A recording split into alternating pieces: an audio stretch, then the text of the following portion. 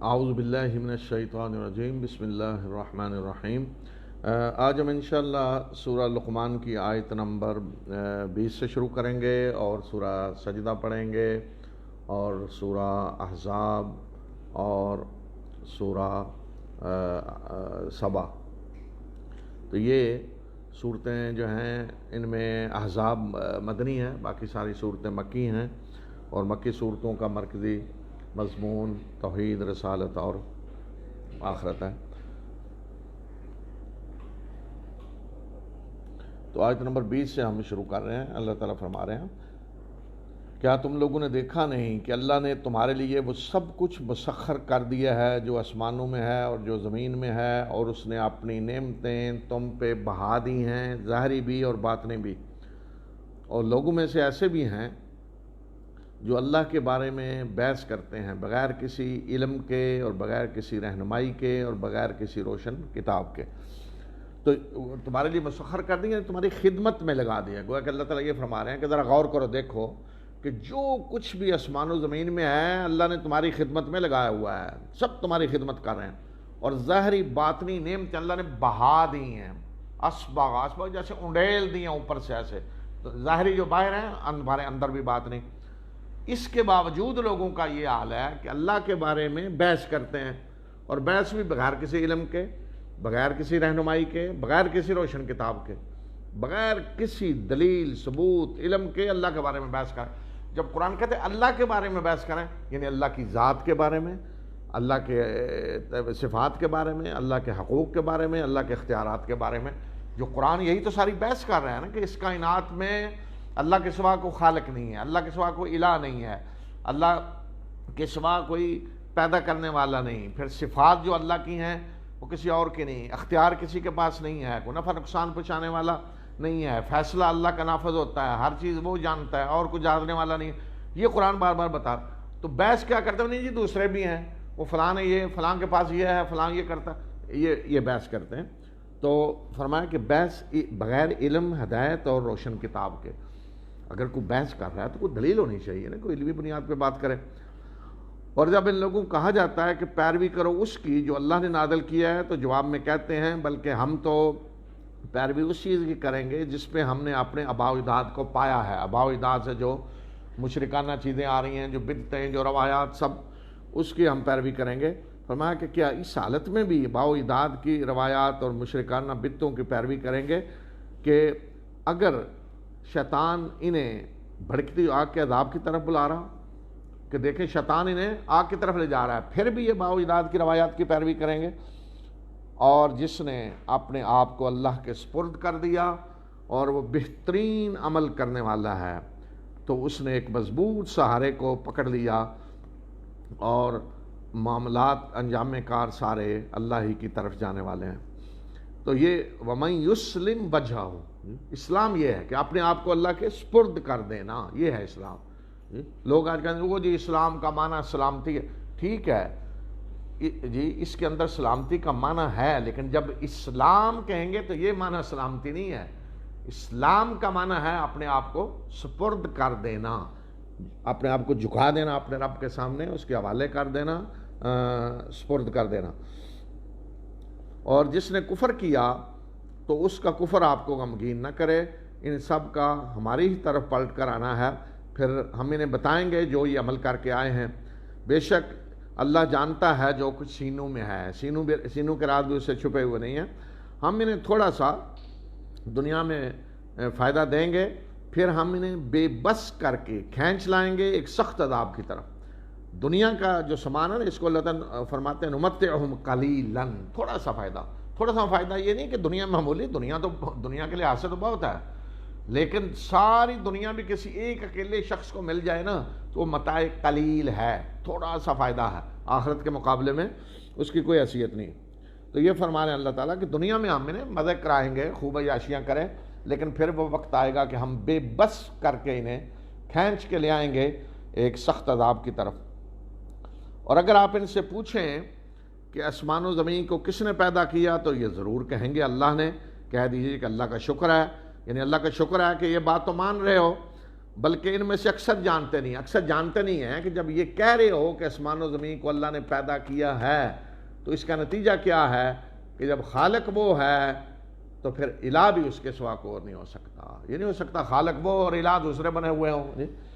خالق وہ اور اختیارات تم نے دوسروں کو دیے ہوئے ہوں. اللہ ہی کا ہے جو کچھ آسمانوں میں ہے اور زمین میں ہے، اور بے شک وہ بے نیاز ہے اور خود بخود اس کی تعریفیں ہو رہی ہیں. اور اگر زمین میں جتنے بھی درخت ہیں وہ قلم بن جائیں اور یہ سمندر اور اس کے ساتھ اور 7 سمندر بھی ملا کر سیاہی بن جائیں تو تیرے رب کی شانیں ختم نہیں ہوں گی. بے شک اللہ زبردست اور دانا ہے. تو یہ مثال دے کے سمجھایا کہ موجودہ جو درخت ہیں ساری زمین میں یہ سب قلم بن جائیں اور یہ سمندر جو اس وقت ہیں اور 7 سمندر اور مل کر یہ سب سیاہی بن جائیں اور یہ قلم سارے تیرے رب کی شانیں تعریفیں لکھنا شروع کر دیں تو تیرے رب کی شانیں ختم نہیں ہوں گی. یہ سیاہی جو ہے نا اور قلم یہ ختم ہو جائیں گے لکھ لکھ کر. جی تو یہ ہے تمہارے رب کی شان. اس رب کے ساتھ تم نے کن کو شریک ٹھہرایا ہوا ہے؟ ذرا غور تو کرو. جی کن کو اس کے ہم پلہ اور ہمسر بنا کے لا رہے ہو؟ تمہارا پیدا کرنا اور تمہارا مرنے کے بعد اٹھانا یہ ایک نفس کے پیدا کرنے کی طرح ہے، ایک انسان کے پیدا کرنے کی طرح ہے. بے شک اللہ سننے والا اور دیکھنے والا. یعنی جس طرح ایک انسان کو پیدا کرنے کے لیے بھی اللہ نے کن کا ہی آرڈر دینا ہے نا، تو پوری انسانیت کو پیدا کرنے کے لیے وہی کن کا آرڈر ہے. ایک بس کن اور سب کچھ ہو جائے. پوری انسانیت کو دوبارہ اٹھانے کے لیے بھی وہی کلمہ کن ہے. تو ایک کا پیدا کرنا یا خربوں کا پیدا کرنا یا خربوں کو اٹھانا مرنے کے بعد یہ اللہ کے ہاں برابر ہے. کیا تم نے دیکھا نہیں کہ اللہ ہی ہے جو رات کو دن میں داخل کرتا ہے اور دن کو رات میں، اور اس نے سورج اور چاند کو مسخر کیا ہے، یعنی تمہاری خدمت میں لگایا ہوا ہے. سب کے سب ایک مقررہ وقت تک کے لیے چلے جا رہے ہیں اور اللہ کو خبر ہے جو کچھ تم کرتے ہو. یعنی جو وقت اللہ نے ان کے لیے رکھا ہے اس پہ چلے جا رہے ہیں، ڈیوٹی دے رہے ہیں. اب دیکھیں نا اللہ تعالیٰ اس لیے بار بار بتا رہا ہے کہ سورج اور چاند اس نے تمہاری خدمت میں لگے، یعنی خادم ہے. لیکن مشرک قومیں جو گزری ہیں تو بہت ساری ایسی گزری جو سورج کو پوجتے رہے. کیوں؟ جی اس سے بڑے فائدے ہوتے ہیں. کوئی شک نہیں بڑے فائدے ہیں. ہماری زندگی سے گہرا تعلق ہے سورج کا. سورج نہ ہو تو اس زمین میں زندگی ممکن نہیں ہے. جی ابھی میں کل ایک مضمون پڑھ رہا تھا کہ سورج ایک ایسی پوزیشن میں جا رہا ہے، ماہرین فلکیات نے دیکھا داخل ہو رہا ہے کہ جس سے وہ کم سے کم اس کی انرجی کی کیفیت جو انرجی اس سے نکلی کم سے کم، تو اس کے نتیجے میں جو موسمیاتی تبدیلیاں آئیں گی اور کئی ملکوں میں گرمیاں ہی نہیں آئیں گی اور قحط پڑیں گے اور کیا کچھ ہوگا. تو یہ اس کا تعلق ہے ہماری زندگی سے. لیکن یہ تو نہیں کہ سورج خود اپنی مرضی سے کھا رہا ہے. سورج کو تو اللہ نے ہماری خدمت میں لگایا ہوا ہے، چاند کو اس نے خدمت میں لگایا ہوا ہے. تو اس لیے اللہ تعالیٰ بتا رہا ہے کہ یہ نہیں ہے جو اپنی مرضی سے کر رہے ہیں، میں ہوں جس نے ان کو تمہاری خدمت میں لگایا. تو شکریہ میرا ادا کرو، ان کا نہیں. اور یہ اس لیے کہ اللہ ہی حق ہے اور جنہیں یہ اس کے سوا پکارتے ہیں وہ باطل ہیں، اور بے شک اللہ بڑا ہی بلند تر اور بزرگ ہے. کیا تم نے دیکھا نہیں کہ کشتی سمندر میں چلتی ہے اللہ کی نعمت سے تاکہ وہ تمہیں اپنی نشانیوں میں سے کچھ دکھائے؟ بے شک اس میں بڑی نشانیاں ہیں اور اس شخص کے لیے جو صبر کرنے والا اور شکر کرنے والا ہے. اور جب انہیں کوئی موج ان پہ چھا جاتی ہے سائبانوں کی طرح تو یہ اللہ کو پکارتے ہیں دین کو اس کے لیے خالص کرتے ہوئے. پھر جب وہ انہیں بچا کر خشکی کی طرف لاتا ہے تو ان میں سے ایسے بھی ہیں جو میانہ روی اختیار کرتے ہیں، یعنی صحیح راستے پہ چلتے ہیں، اور باقی بیرا روی اختیار کر لیتے ہیں. اور ہماری آیات کا انکار صرف وہی شخص کرتا ہے جو غدار اور ناشکرا ہے، یعنی اللہ کی ساری نعمتیں پا کر غداری کر رہا ہے، کھا رہا ہے اللہ کا اور شکریہ دوسروں کا ادا کر رہا ہے. جی اپنے رب سے ڈرو اور اس دن سے ڈرو جس دن باپ اپنے بیٹے کے کو کام نہیں آئے گا اور نہ بیٹا ہی باپ کے کام آنے والا بن سکے گا. کچھ بھی نہ باپ بیٹے کے کام آئے گا اور نہ بیٹا کچھ بھی باپ کے کام آنے والا بن سکے گا. بے شک اللہ کا وعدہ سچا ہے. تو دنیا کی زندگی تمہیں دھوکے میں نہ ڈالے اور سب سے بڑا دھوکے باز تمہیں اللہ کے بارے میں دھوکہ نہ دے. تو یہ دن کون سا ہے؟ قیامت کا دن. اس سے ڈرو. قریب ترین رشتہ باپ بیٹے کا. فرمایا باپ بیٹے کے کچھ کام نہیں آ سکے گا اور بیٹا باپ کے کام آنے والا نہیں بن سکے گا۔ اس دن سے ڈرو اور تمہیں اس دن کے بارے میں دنیا کی زندگی دھوکے میں نہ ڈال دے کہ دنیا کو دیکھ کر بھول جاؤ، غافل ہو جاؤ اس دن سے۔ اور سب سے بڑا دھوکے باز کون ہے؟ شیطان۔ وہ تمہیں اللہ کے بارے میں دھوکہ نہ دینے دے۔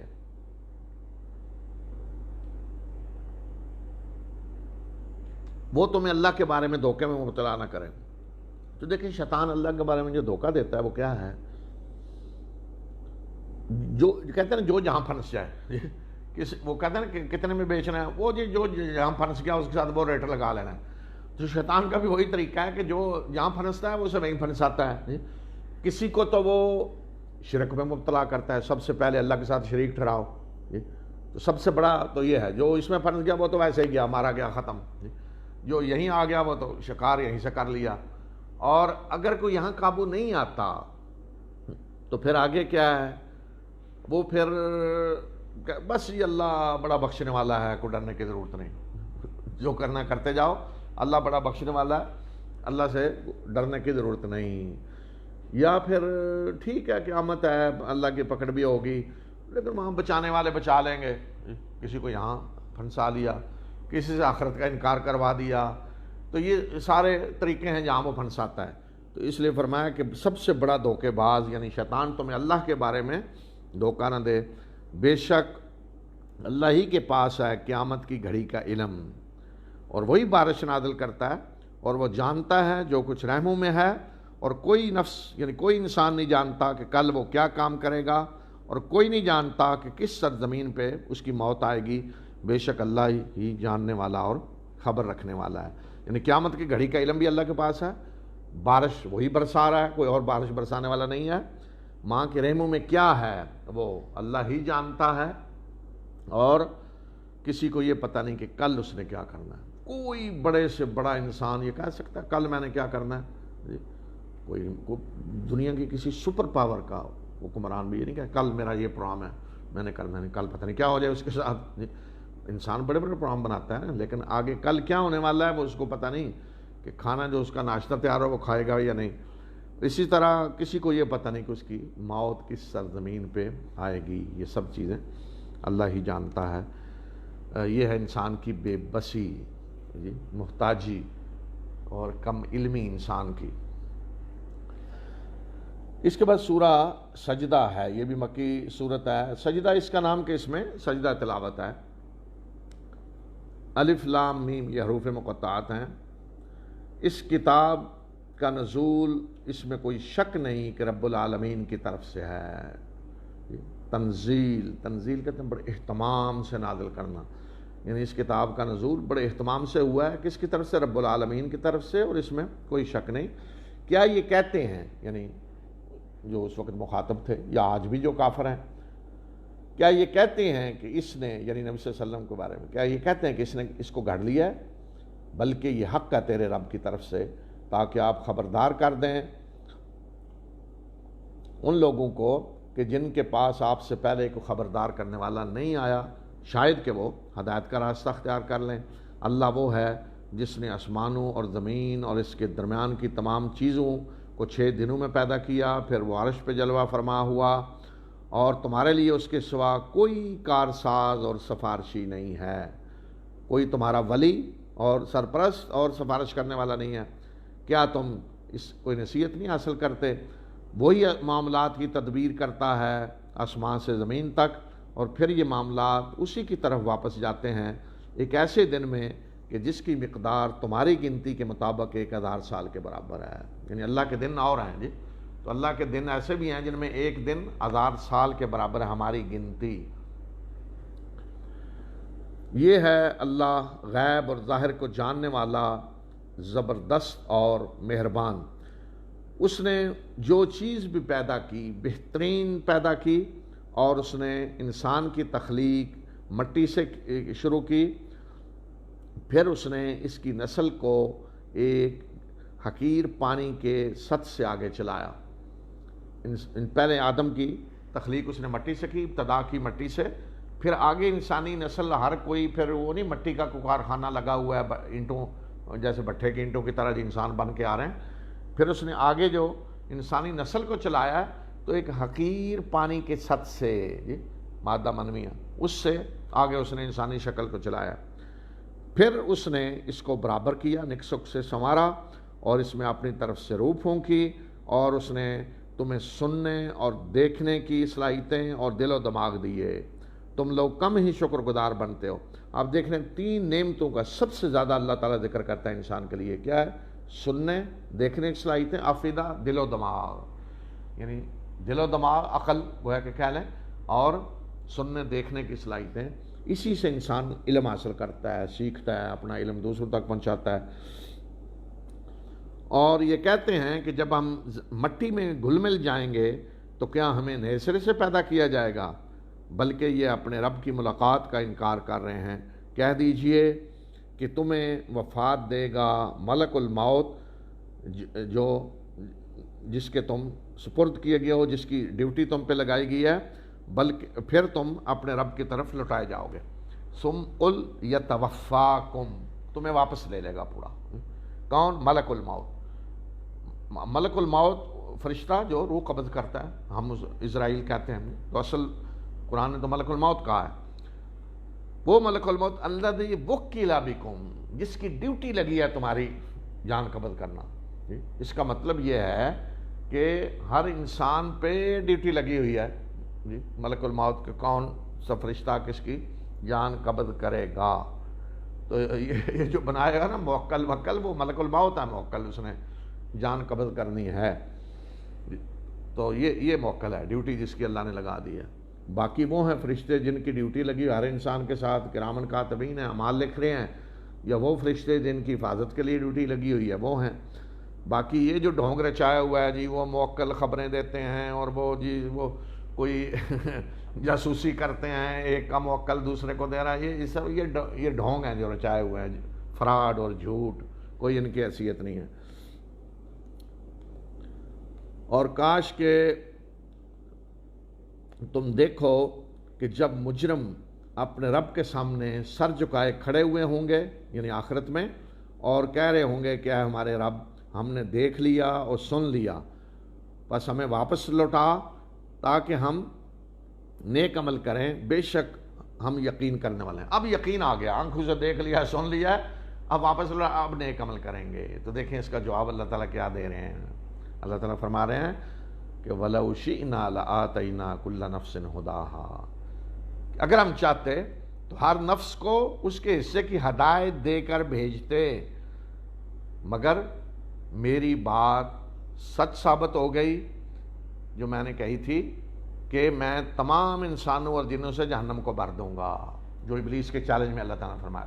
یہ جو فرمایا نا کہ اگر ہم چاہتے تو پہلے یہ ہدایت دے کر بھیجتے، یعنی اگر یہ معاملہ ہے کہ تم نے سارا کوئی دیکھ کے ہی مان لانا ہے، جیسے آج کہہ رہے جو سب کوئی دیکھ لیا، سن لیا، ابھی ہمیں یقین آ گیا، اب جا کر نیک عمل کریں گے، تو اگر یہی ہے کرنا ہوتا تو پھر ہم آزادی نہ دیتے نا، ہم ہدایت دے کے، یعنی سافٹ ویئر ہی وہ بنا کے بھیجتے جس میں ایک ہی راستے پہ چلنا ہے، پہلے ہی ہم وہ سافٹ ویئر وہ ڈالتے ہدایت والا، بس کوئی اور راستہ ہے ہی نہیں یعنی جبر ہوتا، آزادی نہ ہوتی۔ تو اس لیے کوئی آ کے کہتا ہے جی اب میں نے دیکھ لیا جنت اور جہنم اور اب میں جی بڑا مسلمان بننے والا ہوں، نہیں، یہاں دنیا میں امتحان ہی غیب کا ہے کہ آپ نے بغیر دیکھے ایمان لانا ہے، اللہ کے رسولوں کو ان کے اخلاق اور کردار اور جو دعوت پیش کر رہے ہیں اس سے پہچاننا ہے۔ یہ نہیں کہ کوئی فرشتہ ڈنڈا لے کے آئے گا جو اللہ کے رسول پہ ایمان لاؤ ورنہ تمہیں قتل کر دیں گے، یہ نہیں ہوگا۔ اللہ کے رسول کو بھی اپنی عقل سے پہچاننا ہے، اس لیے جو معجزات دیے جاتے ہیں واٹ دھرموں کے لیے آخر میں، وہ بھی اس لیے ہوتا ہے نا کہ عقل سے کام لیں آخری مرحلے میں۔ پھر تو یہاں معاملہ وہ ہے، اللہ کی ذات کو پہچاننا ہے، عقل سے پہچاننا ہے، اللہ کے رسول عقل سے پہچاننا ہے، آخرت کو ماننا ہے عقل سے۔ کوئی کہتا نہیں جی پہلے مجھے دکھائیں جی، میں ذرا آخرت میں مجھے لے جائیں اور مجھے دکھائیں جہنم، تو پھر میں مانوں، پھر کون سا کارنامہ ہے، پھر کون نہیں مانے گا اس کو۔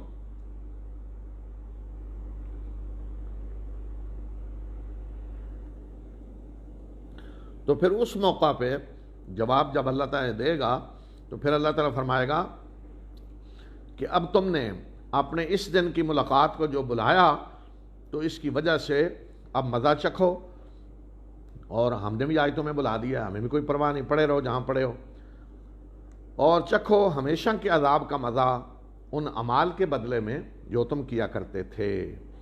بے شک ہماری آیات پہ تو وہ لوگ ایمان لاتے ہیں کہ جب انہیں ان آیات کے ذریعے یاد دہانی کرائی جاتی ہے تو وہ سجدے میں گر پڑتے ہیں اور اپنے رب کی تسبیح کرتے ہیں اس کی حمد کے ساتھ، اور وہ تکبر نہیں کرتے۔ ان کے پہلو ان کے بستروں سے الگ رہتے ہیں اور وہ اپنے رب کو پکارتے ہیں خوف اور طمع، یعنی اس سے امید رکھتے ہوئے اور اس سے ڈرتے ہوئے، اور جو رزق ہم نے انہیں دیا ہے اس میں سے خرچ کرتے ہیں۔ کوئی نفس نہیں جانتا کہ جو آنکھوں کی ٹھنڈک کا سامان ان کے لیے چھپا کر رکھا گیا ہے ان اعمال کے بدلے میں جو وہ کیا کرتے تھے اہل جنت۔ جی فرمایا کہ کسی کو پتہ نہیں کہ اللہ نے اہل جنت کی آنکھوں کی ٹھنڈک کا سامان جو رکھا ہوا ہے چھپا کر، کس میں؟ جنت میں، جو نعمتیں ان کے لیے رکھیں، آنکھوں کی ٹھنڈک کا سامان چھپا کر رکھا ہوا ہے ان اعمال کے بدلے میں جو وہ کیا کرتے۔ یعنی جنت کسی کو نسلی بنیادوں پہ نہیں ملے گی، فلاں کا بیٹا ہے، فلاں نسل سے ہے، فلاں قبیلے سے ہے، فلاں عمل کی بنیاد۔ ہر جگہ اللہ تعالیٰ فرما رہے ہیں جزاء بما کانوا یعملون، بس یہ نہیں دیکھا جائے گا کس کا رشتہ دار ہے کس کا نہیں، عمل۔ بے شک ان انبیاء کا اولاد ہو، اب بنی اسرائیل سارے یہودی انبیاء کی اولاد نہیں ہے، حضرت ابراہیم کی اولاد نہیں ہے، جی حضرت اسحاق کی اولاد نہیں ہے، حضرت یعقوب کی اولاد نہیں ہے، حضرت یوسف کی اولاد نہیں ہے، حضرت سلیمان کی، حضرت داؤد کی۔ انبیاء سینکڑوں بنے، سب کسی ہر یہودی کو دیکھیں اوپر تھوڑا جائے نبی نبی نبی، لیکن اللہ تعالیٰ نے اٹھا کے پھینک دیا۔ ضربت علیہم الذلۃ والمسکنہ، ذلت اور مسکنت اللہ نے مسلط کر دی جہاں کہیں بھی ہوں گے، اور لعنت کر دی اللہ نے۔ تو اللہ نے عمل دیکھ رہا کیا ہے، یہ نہیں کہ کون، تو جگہ جگہ اللہ تعالیٰ فرما رہے ہیں کہ یہ تمہارے عمل کے بدلے میں ہوگا۔ یہی بات رسول اللہ صلی اللہ علیہ وسلم نے حدیث میں جو فرمائی ہے کہ جنت میں وہ نعمتیں ہوں گی جو نہ تو کسی آنکھ نے دیکھی، نہ کسی کان نے سنی، اور نہ کسی کے دل میں بھی خیال آیا ہوگا۔ دیکھیں نا، دل میں خیال بھی آتا ہے نا، جو آدمی نے دیکھی ہو چیز تو خیال آتا ہے جی ایسی ہو ایسی ہو، تو نہ دیکھی ہوں گی ایسی چیزیں، نہ سنا ہوگا ان کے بارے میں، اور نہ دل میں خیال ہوگا۔ تو یہی بات یہاں فرمائی کہ ان اہل ایمان کے لیے جو جن کے اوپر جی بتایا کردار کہ ان کے لیے کوئی نہیں جانتا، کوئی نفس، کسی کو پتہ نہیں کہ آنکھوں کی ٹھنڈک کا کیسا سامان اللہ نے چھپا کر رکھا ہوا ہے۔ کیا وہ شخص جو مومن ہو اس شخص کی طرح ہوگا جو فاسق ہے؟ یہ برابر نہیں ہو سکتے۔ یعنی اگر جنت مثلا آخرت نہیں ہے تو ایک انتہائی متقی پرہیزگار آدمی اور ایک بدکار دونوں برابر ہو جائیں گے نا، کوئی ختم، کوئی فرق ہی نہیں۔ یا آخرت تو ہے لیکن سفارشوں سے چھوٹنا ہے، پیر صاحب نے سارے مریدوں کو چھڑا لینا ہے، بے شک وہ جو چاہیں کرتے رہیں، تو پھر بھی گویا کہ برابر، دونوں برابر ہو گئے۔ مثلا فرض کریں کہ اگر دنیا میں ایک بچہ جو محنت کر رہا ہے دن رات، اور ایک لفنٹر جس نے کبھی کتاب ہی کھول کے نہیں پڑھی، آخرت میں فیصلہ ہو جائے جی سب پاس ہیں، ختم، تو اس کا مطلب ہے کہ محنت کرنے والا اور ایک لفنٹر برابر ہو گئے نا۔ تو اس لیے اللہ تعالیٰ فرما رہے ہیں کہ کیا تم کیا کہہ رہے ہو کہ کیا مومن اور بدکار اللہ کے ہاں برابر ہو جائیں گے؟ لا یستوون، یہ برابر نہیں ہو سکتے۔ آگے بتایا کہ کیا فرق، بس وہ لوگ جو ایمان لائے اور جنہوں نے نیک اعمال کیے ان کے لیے جنت ہوگی، جنتیں ہوں گی ٹھکانے کے طور پہ، بنا کے گائیں ہوں گی، اور ان کی ضیافت کے طور پہ جو وہ اعمال کیا کرتے تھے، یعنی ابتدائی ضیافت ان کے لیے جنتیں ہوں گی۔ رہے وہ لوگ جو بدکار تھے، فاسق، تو ان کا ٹھکانہ آگ ہوگا، اور جب کبھی بھی وہ اس سے نکلنے کا ارادہ کریں گے تو انہیں اس میں واپس لوٹا دیا جائے گا، اور انہیں کہہ دیا جائے گا کہ اب اس آگ کے عذاب کا مزہ چکھو جسے تم جھٹلایا کرتے تھے، اور ہم انہیں اس بڑے عذاب سے پہلے کم تر عذاب کا مزہ چکھاتے رہیں گے، شاید کہ یہ پلٹیں، یعنی آخرت کے عذاب سے پہلے دنیا میں بھی ہم انہیں چکھاتے رہیں گے عذاب تھوڑے تھوڑے، شاید رجوع کریں اللہ کی طرف۔ اور اس شخص سے بڑا ظالم کون ہوگا جسے اس کے رب کی آیات کے ذریعے یاد دہانی کرائی گئی اور پھر اس نے اس سے منہ موڑا؟ بے شک ہم ایسے مجرموں سے انتقام لینے والے ہیں۔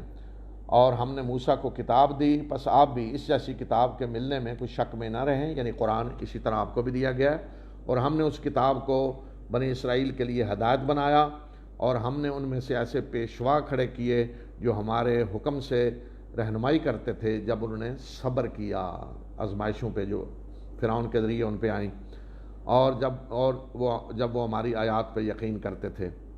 بے شک تیرا رب قیامت کے دن ان کے درمیان فیصلہ کرے گا ان باتوں میں جن میں یہ اختلاف کرتے رہے ہیں۔ کیا ان لوگوں کو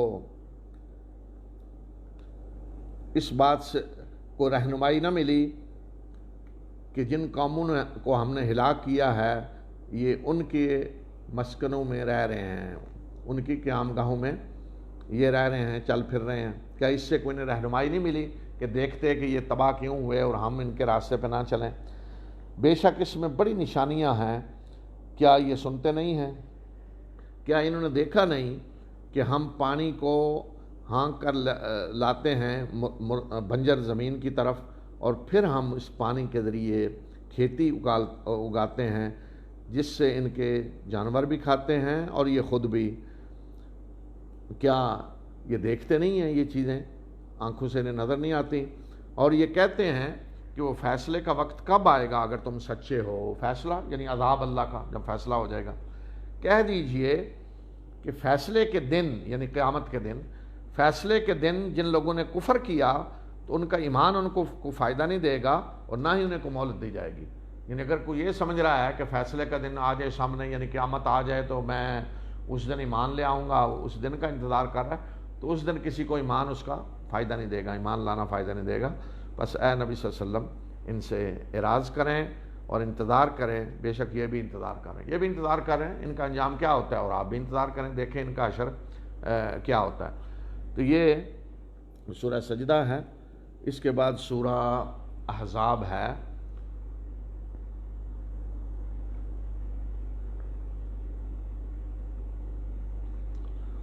احزاب حزب کی جمع ہے، جماعتیں، جتھے، جماعتیں، اور احزاب یعنی مختلف جماعتیں مل کے متحدہ محاذ کہہ لیں جی، متحدہ فوجیں، جیسے ہوتا ہے متحدہ پوزیشن جی، 10-12 پوزیشن کی پارٹیاں ملی ہوئی ہیں، تو اسی طرح یہ متحدہ فوجیں تھیں، اتحادی فوجیں گویا کہ احزاب جنہیں کہا گیا۔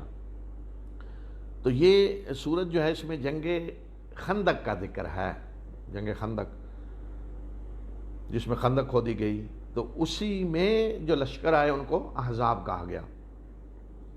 تو یہ سورت مدنی ہے اور اس میں بہت سارے مضامین ہیں اور بھی، اور مین مرکزی موضوع اس میں جنگ خندق کا ہے، اور باقی رسول اللہ صلی اللہ علیہ وسلم کے گھر والوں کو ہدایات دی گئی ہیں، رسول اللہ صلی اللہ علیہ وسلم کے حقوق مسلمانوں کو بتائے گئے ہیں، آپ پہ درود پڑھنے کا حکم دیا گیا ہے، آپ کی ازواج کو بتایا گیا ہے کہ ان کا مقام و مرتبہ کیا ہے جس کا انہیں خیال رکھنا چاہیے، پھر رسول اللہ صلی اللہ علیہ وسلم کو کچھ ہدایات آپ کی ازواج کے بارے میں دی گئی ہیں۔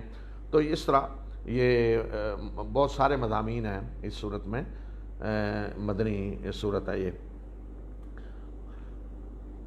اے نبی صلی اللہ علیہ وسلم اللہ سے ڈریں اور کافروں اور منافقوں کی بات نہ مانیں، یعنی ان کو کوئی اہمیت نہ دیں، بے شک اللہ جاننے والا اور دانا ہے۔ آپ پیروی کریں اس وحی کی جو آپ کے رب کی طرف سے آپ کی طرف کی جا رہی ہے، اور جو کچھ تم کر رہے ہو بے شک اللہ کو اس کی خبر ہے۔ آپ اللہ پہ توکل کریں، بے شک اللہ کارساز ہونے کے لیے کافی ہے۔ اور اللہ نے کسی شخص کے سینے میں 2 دل نہیں رکھے، اور نہ ہی اس نے تمہاری ان بیویوں کو جن سے تم زہار کرتے ہو تمہاری مائیں بنایا ہے، اور نہ اس نے تمہارے منہ بولے بیٹوں کو تمہارا حقیقی بیٹا بنایا ہے۔ یہ تمہارے منہ سے نکلی ہوئی باتیں ہیں، اور اللہ حق بات کہتا ہے اور وہ سیدھے راستے کی طرف رہنمائی کرتا ہے۔ ان کو ان کے باپوں کی نسبت سے پکارو، یعنی منہ بولے بیٹوں کو، یہ اللہ کے ہاں قرین قیاس ہے، اور اگر تم ان کے باپوں کو نہیں جانتے تو وہ تمہارے دینی بھائی ہیں اور تمہارے قبیلے کے لوگ ہیں، رفیق ہیں تمہارے، اور جو غلطی تو تم سے ہو جائے تو اس معاملے میں تم پہ کوئی حرج نہیں، لیکن جو کچھ تم دل کے ارادے سے کہو گے اس پہ مواخذہ ہوگا، اور اللہ بخشنے والا اور مہربان ہے۔ تو اس میں 2 چیزیں بتائی گئیں، ایک تو یہ کہ فرمایا کہ سینے میں 2 دل نہیں ہوتے، یعنی یہ نہیں کہ ایک دل میں اللہ کی محبت ہے اور ایک میں جو ہے وہ منافقی اللہ کے دشمنوں کی محبت ہے، دل ایک ہی ہے، اس میں یا محبت ہوگی کسی کی یا نفرت ہوگی۔ تو اسی طرح فرمایا جس طرح 2 دل نہیں ہیں تو اس طرح یہ بھی نہیں ہو سکتا کہ ایک بیٹا جو ہے وہ حقیقی وہ ماں منہ سے کہہ دیں اور وہ بیٹا بن جائے۔ تو اس میں 2 چیزیں بتائی گئی، ایک تو یہ کہ تمہاری وہ بیویاں جن سے زہار کرتے ہو، تو زہار ہمارے یہاں جو کہتے ہیں ماں بہن کہہ دینا بیوی کو، اس کا پورا حکم 28ویں پارے میں آ رہا ہے سورہ مجادلہ میں، وہاں ہم یہ بتائیں گے۔ اور منہ بولے بیٹے کا کہ جنہیں کوئی اپنی زبان سے کہہ دے میرا بیٹا ہے تو حقیقی بیٹا نہیں ہے، تو اس کے بارے میں فرمایا کہ زبان سے کہہ دینے سے کوئی بیٹا نہیں بن جائے گا، تم انہیں پکارو ان کے باپوں کی نسبت سے، اور اگر باپ کا پتہ نہیں ہے تو دینی بھائی ہیں۔ تو حضرت زید بن حارثہ رضی اللہ تعالی عنہ رسول اللہ صلی اللہ علیہ وسلم کے منہ بولے بیٹے تھے، نبوت سے پہلے آپ نے اعلان کر دیا تھا کہ میرے بیٹے ہیں، اور انہیں زید بن محمد صلی اللہ علیہ وسلم کہا جاتا تھا۔ تو اس رسم کو اللہ تعالیٰ نے یہاں ختم کر دیا۔ تو یہ آیات جب نازل ہوئیں تو اس کے بعد پھر انہیں زید بن حارثہ کہا جانے لگا۔ تو آج میں زمین میں مختصر تھوڑا ذکر کروں گا انشاءاللہ حضرت زید کا۔ تو یہ رسم اللہ تعالیٰ نے ختم کر دی، یعنی اب اس کی کوئی قانونی حیثیت نہیں ہے۔ کوئی کسی کو پالنا چاہتا ہے، گود لینا چاہتا ہے لے، لیکن اس کی نسبت اس کے باپ کی طرف ہوگی۔ اور دوسرا یہ کہ اس کو وراثت نہیں ملے گی، البتہ اس کے لیے کوئی وصیت کرنا چاہے تو وہ وراثت میں اختیار ہے، وصیت کا وہ کر سکتا ہے۔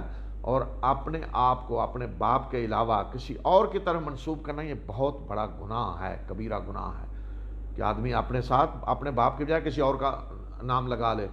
تو کسی کو گود لینا کوئی اس میں حرج نہیں، اگر کوئی اللہ کی رضا کے لیے کوئی اس طرح کام کرتا ہے تو بہت بڑا اجر بھی ہے، لیکن نسبت ان کی ان کے باپ کی طرف ہوگی، ان کے باپ کی جگہ کسی اور کا نام نہیں آ سکتا۔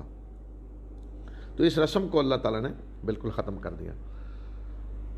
نبی صلی اللہ علیہ وسلم مومنوں کے لیے ان کی جان سے زیادہ مقدم ہیں، یعنی نبی صلی اللہ علیہ وسلم سے جو محبت ہے وہ اپنی جان سے بھی زیادہ ہونی چاہیے۔ اگر کسی کو رسول اللہ صلی اللہ علیہ وسلم سے اپنی جان سے زیادہ محبت نہیں ہے، مومن نہیں ہو سکتا۔ صرف یہ نہیں کہ اپنا مال اولاد نہیں، اپنی جان سے بھی زیادہ، اپنے مال، والدین اور جان، ہر چیز سے زیادہ محبت اللہ کے رسول صلی اللہ علیہ وسلم سے ہو۔ اگر نہیں ہے تو وہ مومن نہیں ہے۔ تو یہ اللہ تعالیٰ نے بتا دیا کہ مومنوں کے لیے نبی صلی اللہ علیہ وسلم ان کی جان سے بھی زیادہ مقدم ہیں، اور ان کی بیویاں ان کی مائیں ہیں مسلمانوں کی۔ اور اللہ کی کتاب میں رشتہ دار مومنین اور مہاجرین کے مقابلے میں ایک دوسرے کے زیادہ حقدار ہیں۔ اللہ کی کتاب میں یعنی قانون میں اللہ کے جو رشتہ دار ہیں وہ زیادہ حقدار ہیں، یعنی وراثت اس طرح تقسیم ہوگی۔ اگر کسی نے اپنے مومن مہاجر کو یا کسی کو بھائی بنایا ہوا ہے تو اسے یا منہ بولا بیٹا یا کوئی بھائی کہا ہوا ہے منہ سے، تو وہ اسے وراثت نہیں ملے گی، وراثت رشتہ داروں میں ہوگی اللہ کے قانون کے مطابق۔ اللہ یہ کہ تم نے اپنے اولیاء یعنی دوستوں سے کوئی وعدہ کیا ہو تو معروف طریقے سے تم کچھ کرو، ان کی مدد کرو، تو اس میں کوئی حرج نہیں۔ اور یہ چیز اللہ کی کتاب میں لکھی ہوئی ہے کہ رشتہ داروں کے کیا حقوق ہیں، وراثت کے قوانین سارے بتا دیے گئے ہیں۔ اور اس وقت کو یاد کرو کہ جب ہم نے تمام نبیوں سے ان کا پختہ عہد لیا، اور تم سے بھی، اور نوح اور ابراہیم اور موسیٰ اور عیسیٰ ابن مریم سے بھی، اور ہم نے ان سب سے پختہ عہد لیا۔ یہ پختہ عہد کیا کہ وہ اللہ کا پیغام پہنچائیں گے، کوئی چیز چھپائیں گے نہیں، اللہ کا پیغام پہنچاتے ہوئے کسی ملامت کرنے والے کی ملامت کی کوئی پرواہ نہیں کریں گے، کسی کا کوئی ڈر نہیں ہوگا۔ اللہ کا پیغام بغیر کسی خوف و خطر وہ اللہ کے بندوں تک پہنچائیں گے۔ یہ فرمایا کس لیے ہوا؟ تاکہ اللہ سچوں سے ان کی سچائی کے بارے میں پوچھے، اور کافروں کے لیے اس نے دردناک عذاب تیار کر رکھا ہے۔ اس سے آگے اب ذکر شروع ہو رہا ہے جنگ احزاب کا، یعنی جنگ خندق کا۔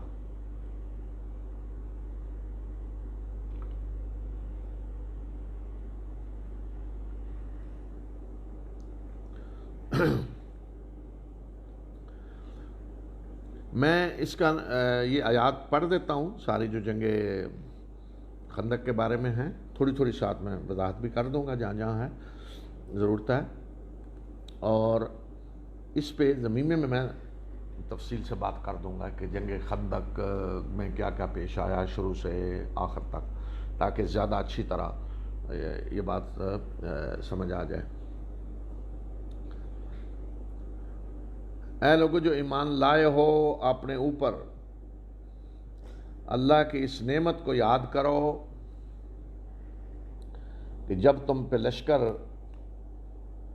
چڑھ آئے اور اللہ نے ان کے خلاف ایک آندھی بھیجی اور ایسے لشکر بھیجے جو تمہیں نظر نہیں آئے، اور جو کچھ تم کر رہے ہو اللہ اسے دیکھ رہا ہے۔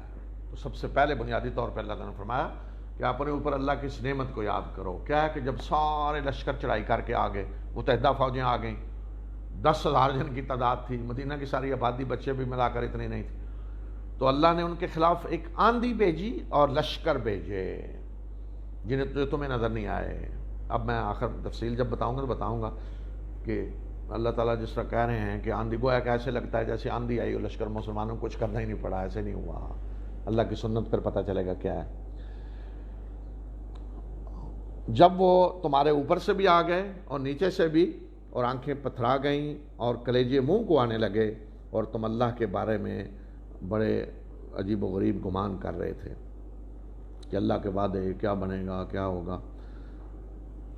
یہاں مومنوں کی آزمائش کی گئی اور انہیں سخت طریقے سے ہلا کے رکھ دیا گیا۔ اس جنگ میں آزمائش ہوئی مومنوں کی اور انہیں ہلا کے رکھ دیا گیا۔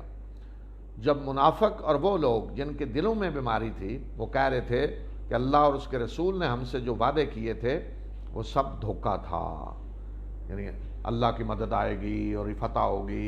رسول اللہ صلی اللہ علیہ وسلم جنگ کے دوران خندق کھودتے ہوئے آپ نے بتایا نا، یہ فتح ہوگی، یہ فتح ہو گیا، مجھے شام کی کنیاں مل گئیں، یمن کی فتوحات، ساری خوشخبریاں آپ نے دی۔ تو منافق کہنے لگے کہ یہ سب دھوکہ تھا۔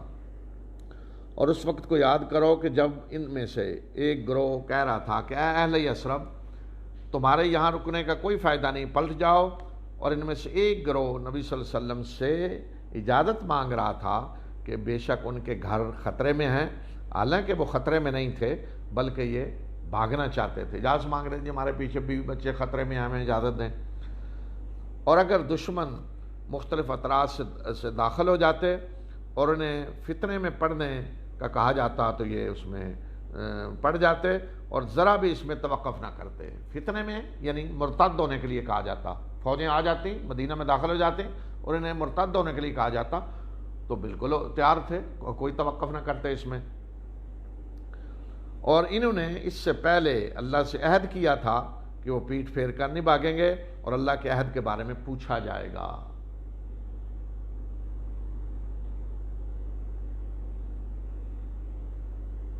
کب عہد کیا تھا؟ جنگ احد کے بعد، جنگ احد میں بھاگے تھے نا، اس کے بعد عہد کیا تھا کہ آئندہ نہیں بھاگیں گے۔ کہہ دیجئے کہ اگر تم موت اور قتل سے بھاگتے ہو تو یہ بھاگنا تمہیں کوئی فائدہ نہیں دے گا، اور پھر تم بہت ہی کم دنیا میں مزے کر سکو گے، دنیا میں وقت گزار سکو گے۔ کہہ دیجئے کہ کون تمہیں اللہ سے بچا سکتا ہے اگر وہ تمہیں کسی مصیبت میں ڈالنا چاہے، کوئی سزا دینا چاہے، یا اس کی رحمت کو کون روک سکتا ہے اگر وہ تمہیں اپنی رحمت سے نوازنا چاہے، اور ان کے لیے اللہ کے مقابلے میں کوئی سرپرست اور مددگار نہیں ہوگا۔ اللہ ان لوگوں کو جانتا ہے جو تم میں سے جنگ کے راستے میں رکاوٹیں ڈالنے والے ہیں، اور جو اپنے بھائیوں سے کہتے رہے ہیں کہ ہمارے پاس آ جاؤ، اور وہ خود بھی جنگ میں بہت کم حصہ لیتے ہیں۔ یہ سب منافقوں کے بارے میں کہا جا رہا ہے۔ تمہارا ساتھ دینے میں سخت بخیل ہیں، اور جب خوف کی کیفیت آتی ہے کہ تو تم میں نے دیکھتے ہو کہ یہ اس طرح آنکھیں پھیر پھیر کے تمہیں دیکھ رہے ہوتے ہیں کہ اس شخص کی طرح کہ جس میں موت کی غشی طاری ہو، مرنے والے کی جیسے کیفیت ہوتے ہیں، اس طرح خوف سے تمہیں آنکھیں پھیر پھیر کے دیکھ رہے ہوتے ہیں۔ پھر جب خوف ختم ہو جاتا ہے تو پھر یہ تمہارے پاس مال کے حریص بن کر کینچی کی طرح تیز چلنے والی زبانیں لے کے آ جاتے ہیں۔ یہ وہ لوگ ہیں جو ایمان نہیں لائے، اللہ نے ان کے اعمال ضائع کر دیے، اور یہ اللہ کے لیے بڑا آسان ہے۔ خوف کے وقت تو فرمایا کیا حالت ہوتی ہے، اور خوف ختم ہو جاتا ہے تو آتے ہیں اپنے کارنامے بتانے، جی ہم نے یہ کیا، یہ ہمارا کارنامہ ہے، مال کے حریص، کیا اب ہمیں کو مال غنیمت ملے۔ یہ سمجھتے ہیں، منافقوں کے بارے میں سارا کا ذکر ہے، یہ سمجھتے ہیں کہ یہ فوجیں گئی نہیں ہیں۔ جب چلی گئی نا فوجیں ساری تو منافقوں نے پراپگنڈا، نہیں وہ گئی نہیں ہیں، وہ دوبارہ مسلمانوں کو ڈرا دیتے وہ دوبارہ آ جائیں گے۔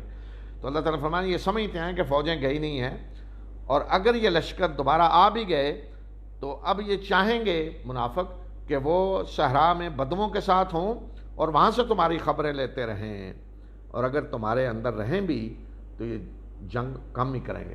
رہیں بھی تو کوئی کارنامہ تو انہوں نے نہیں کرنا، لیکن اس دفعہ تو پھنس کے کہیں بھاگ نہیں سکے، تو ورنہ یہ کہیں اور بیٹھ کر تمہاری خبریں لیں گے۔ جیسے اب ہوا نا کرونا میں، لوگ کہاں بھاگ کے جائیں بھائی، ہر طرف یہی مصیبت ہے، ورنہ لوگوں نے تو تیاریاں کی ہوئی تھیں نا، ملک میں ذرا بھی کچھ ہو تو ڈبل پاسپورٹ موجود ہے، سب کچھ موجود ہے، باقی جگہوں پہ جی ساری تیاریاں ہیں، بھاگ کے فلان جگہ، کسی نے کسی جگہ کو مرکز بنایا ہوا تھا، کسی نے کسی تو آج وہ بیٹھے ہوتے ہیں، یہاں سوال ہی نہیں پیدا ہوتا، لیکن اب کدھر جائیں، وہ ہر جگہ ہی کرونا ہے، کوئی بھاگ کے کہیں نہیں جا سکتا۔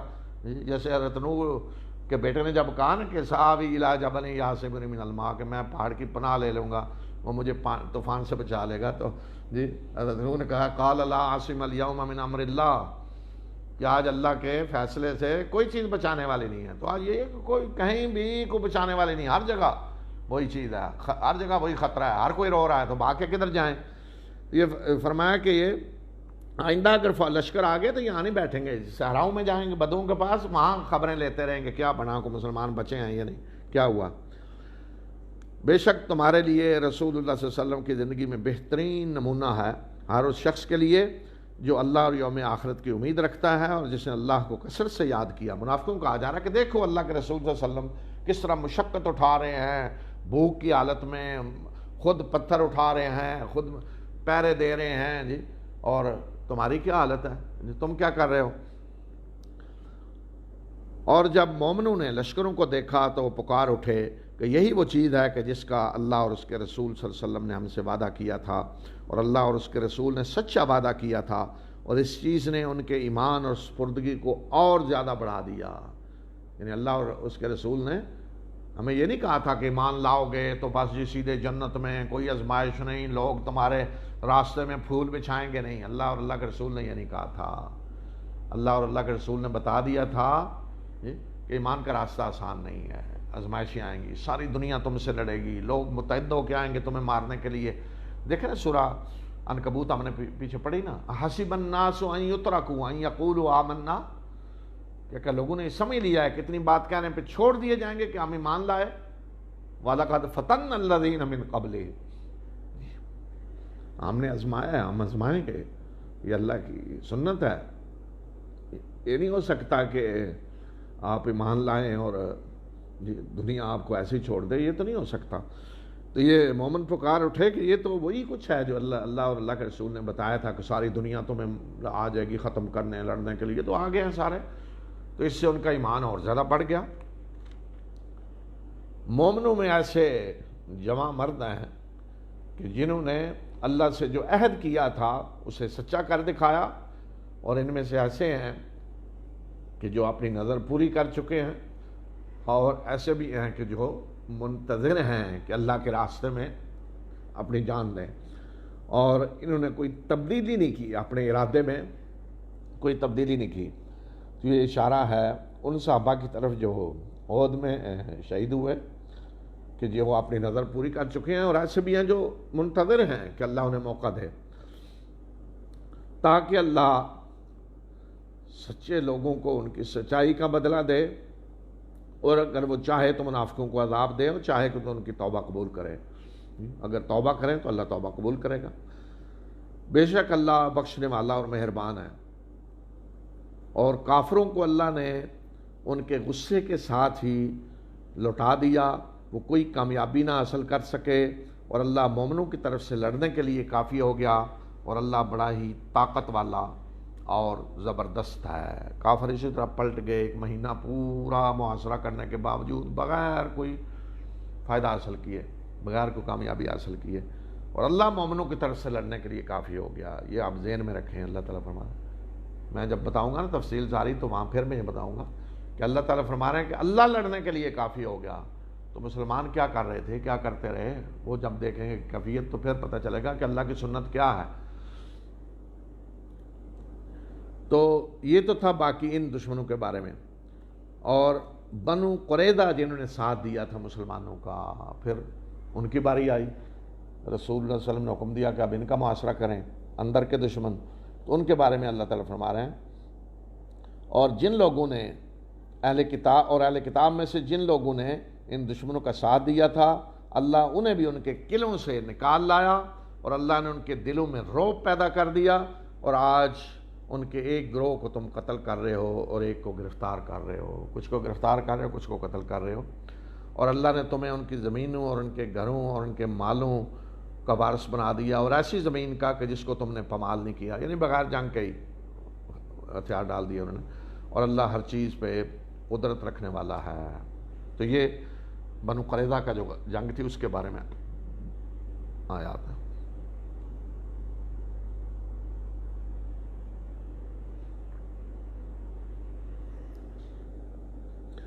اس کے بعد نبی صلی اللہ علیہ وسلم کے ازواج کے لیے ہدایات ہیں۔ تو نبی صلی اللہ علیہ وسلم کی جس وقت یہ آیات نازل ہوئی 4 بیویاں تھیں، حضرت سودا، حضرت عائشہ، حضرت حفصہ اور ام سلمہ۔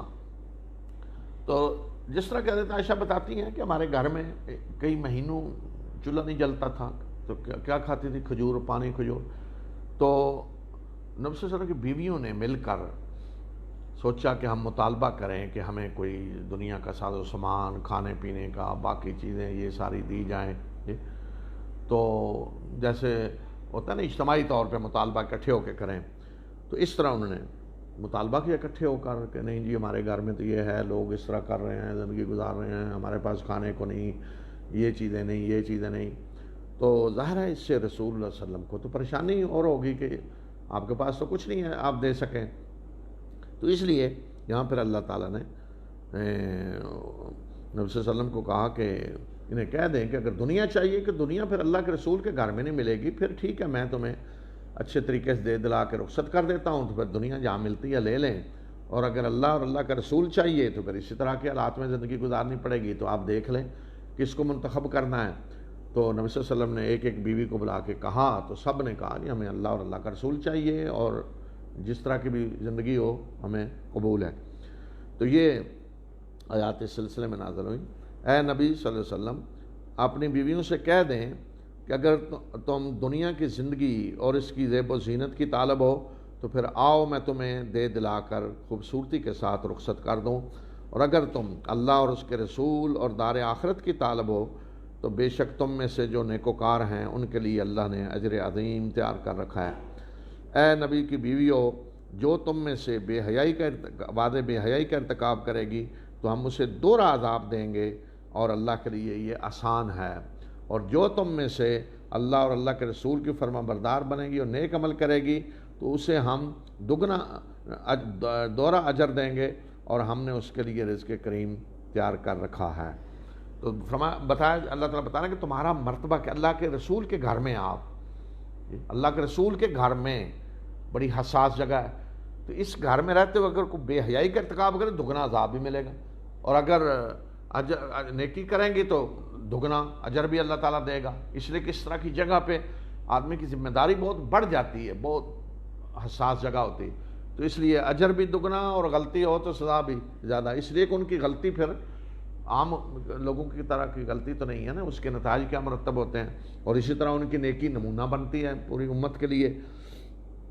اے نبی کی بیوی ہو، تم عام عورتوں کی طرح نہیں ہو، اگر تم تقوی اختیار کرتی ہو تو تم کوئی دبی بات نہ کرو، دبی زبان میں بات نہ کرو کہ وہ شخص جس کے دل میں بیماری ہے وہ کسی لالچ میں مبتلا ہو جائے، بس صاف سیدھی بات کہا کرو، یعنی اگر کوئی مرد کسی سے بات ہو رہی ہو تو کوئی دبے الفاظ میں نہیں، صاف واضح سیدھے الفاظ میں، کہ جس کے دل میں بیماری ہے وہ کسی لالچ میں نہ مبتلا ہو، اور اپنے گھروں میں ٹک کر رہو، اور سابقہ جاہلیت کی سجدہ نہ اختیار کرو، جس طرح جاہلیت میں عورتیں بن ٹھن کے نکلتی تھیں اس طرح نہ نکلو، اور نماز قائم کرو اور زکوٰۃ دو، اور اللہ اور اس کے رسول صلی اللہ علیہ وسلم کی اطاعت کرو، بے شک اللہ چاہتا ہے کہ اے اہل بیت نبوی کہ وہ تم سے گندگی کو دور کر دے اور تمہیں اچھی طرح پاک کر دے۔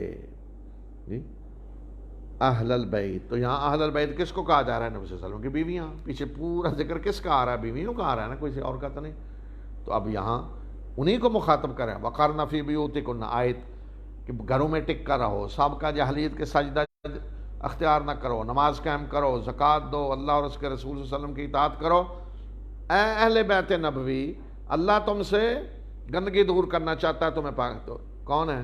اللہ رسول اللہ صلی اللہ علیہ وسلم کی بیویاں، تو اہل بیت میں بیویاں سب سے پہلے شامل ہیں جی۔ تو آدمی اب جب دیکھیں نا ہماری زبان میں کہتے ہیں جی گھر والے، تو گھر والے کیا مطلب؟ اس میں بیوی ہے، بچے بھی ہیں، بیوی بھی ہے، بیوی بچوں کو گھر والے کہا جاتا ہے۔ اہل البیت کا مطلب ہے ترجمہ اہل البیت گھر والے، آدمی کے گھر والے، تو گھر والے کون ہوتا ہے؟ بیوی بچے جی۔ تو ہاں یہ کیسے ممکن ہے کہ کوئی جی بیویوں کو تو اہل بیت سے نکال دے اور باقی دوسروں کو اہل بیت بنا رہے ہیں؟ تو قرآن بیویوں کو کہہ رہا ہے اہل بیت، اور انہیں کو کہہ رہا ہے اللہ تمہیں پاک کرے، تم سے گندگی کو اللہ دور کرے۔ اور تمہارے گھروں میں جو اللہ کی آیات اور حکمت کی تلاوت کی جاتی ہے اس کو یاد کرو، بے شک اللہ بڑا ہی باریک بین اور خبر رکھنے والا ہے۔ قرآن اللہ کی آیات اور حکمت جی، حکمت رسول اللہ صلی اللہ علیہ وسلم کی سنت ہے جی۔ اللہ کے رسول صلی اللہ علیہ وسلم کہ زندگی جو ہے وہ کھلی کتاب تھی پوری امت کے لیے، کہ آپ کی زندگی کوئی ایسی نہیں تھی کہ جی پرائیویٹ زندگی ہے گھر کی، یہ تو چھپی ہوئی ہے، نہیں، اللہ کے رسولوں کی زندگی ایسی نہیں، اللہ کے رسولوں کی زندگی نمونہ ہوتی ہے۔ تو باہر کی زندگی ہر آدمی دیکھ رہا ہے اور دیکھ کر بتا رہا ہے اللہ کے رسول صلی اللہ علیہ وسلم نے ایسے زندگی گزاری، یہ کام ایسے کیا ایسے، اور گھر کے اندر آپ کی بیویوں کی ڈیوٹی تھی کہ وہ بتائیں کہ اللہ کے رسول صلی اللہ علیہ وسلم کے گھر کی زندگی کیسے ہے۔ تو اس لیے فرمایا کہ یاد کرو اس کو، اور اس لیے آپ کی گھر کی زندگی کا سارا پتہ کیسے چلا امت کو؟ آپ کی ازواج کے ذریعے انہوں نے بتایا کہ گھر میں رسول اللہ صلی اللہ علیہ وسلم نماز کیسے پڑھتے، تہجد کیسے پڑھتے، گھر میں آپ کا وقت کیسے گزرتا، وہ آپ کے ازواج نے بتایا۔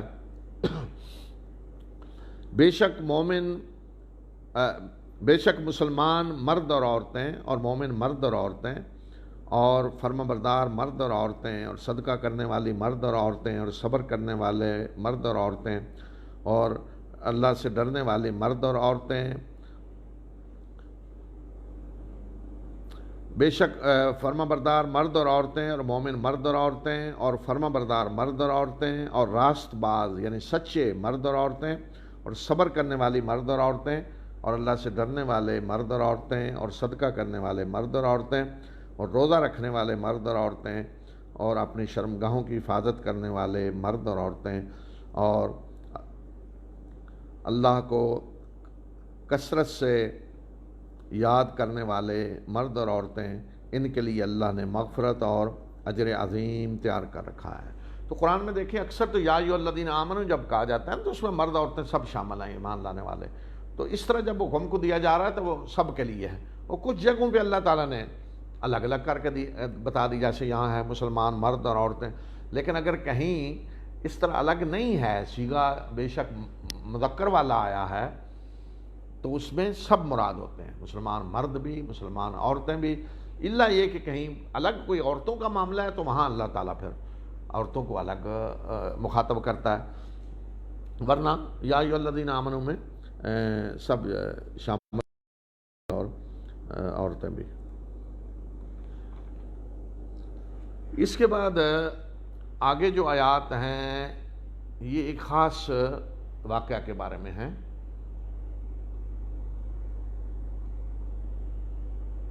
اور وہ ہے حضرت زینب رضی اللہ تعالیٰ عنہ سے آپ کا نکاح۔ حضرت زینب آپ کی پھوپھی زاد بہن تھی، اور آپ نے ان کا نکاح اپنے سابقہ منہ بولے بیٹے حضرت زید بن حارثہ سے کیا تھا۔ حضرت زینب آپ بڑے خاندان کی، اور زید بن حارثہ آزاد کردہ غلام تھے۔ تو پہلے تو یہ کہ رسول اللہ صلی اللہ علیہ وسلم نے جب رشتہ مانگا ان کا تو وہ خود بھی تیار نہ ہوئیں، ان کے بھائی بھی جی ہم ایک آزاد کردہ غلام کو رشتہ دیں۔ تو پھر یہاں اللہ تعالیٰ نے فرمایا کہ یہ جب اللہ اور اللہ کا رسول فیصلہ کریں تو کسی کو پھر کوئی اختیار نہیں ہے۔ تو اللہ تعالیٰ یہ چاہتا تھا کہ پہلے ان کا نکاح حضرت زید سے ہو، پھر حضرت زید طلاق دیں، پھر رسول اللہ صلی اللہ علیہ وسلم سے نکاح کیا جائے، تاکہ منہ بولے بیٹے کی بیوی سے جو سمجھا جاتا تھا نا جاہلیت میں نکاح نہیں ہو سکتا، اس رسم کو توڑا جائے۔ تو رسموں کو توڑنا آسان نہیں ہوتا، تو رسمیں اللہ کے رسول ہی توڑتے ہیں، اللہ کے رسولوں سے اللہ رسمیں توڑواتا ہے، عام لوگوں کی ضرورت نہیں ہوتی۔ آج بھی آپ دیکھیں نا سب سے بڑا مسئلہ کیا ہوتا ہے، وہ جی لوگ کیا کہیں گے، وہ جی ناک کٹ جائے گی، سب سے لوگ کیا کہیں گے۔ تو اللہ کے رسولوں کو کوئی پرواہ نہیں لوگ کیا کہیں گے، تو اس لیے اللہ کے رسول خود رسمیں توڑتے ہیں، تو آپ کے بعد کوئی رسول بھی آنے والا نہیں کہ یہ رسم اس کے لیے رکھ دی جاتی، تو اس لیے اللہ تعالیٰ نے بتایا کہ نہیں، آپ ہی نے یہ رسم توڑنی ہے۔ تو اس لیے زید سے نکاح ہوا، زید سے نباہ ان کا نہیں ہو سکا۔ زینب اپنے آپ کو ذرا بڑا سمجھتی تھیں، تو مسلسل ایسی مشکلات آ رہی تھیں، تو حضرت زید آپ کے سامنے آ کے اظہار کرتے میں طلاق دینا چاہتا ہوں، رسول اللہ صلی اللہ علیہ وسلم کہتے کہ نہیں، نہ طلاق دو، روکے رکھو، اور اللہ تعالیٰ نے بتا دیا تھا رسول اللہ صلی اللہ علیہ وسلم کو کہ زید طلاق دیں گے تو آپ سے نکاح کرنا ہے۔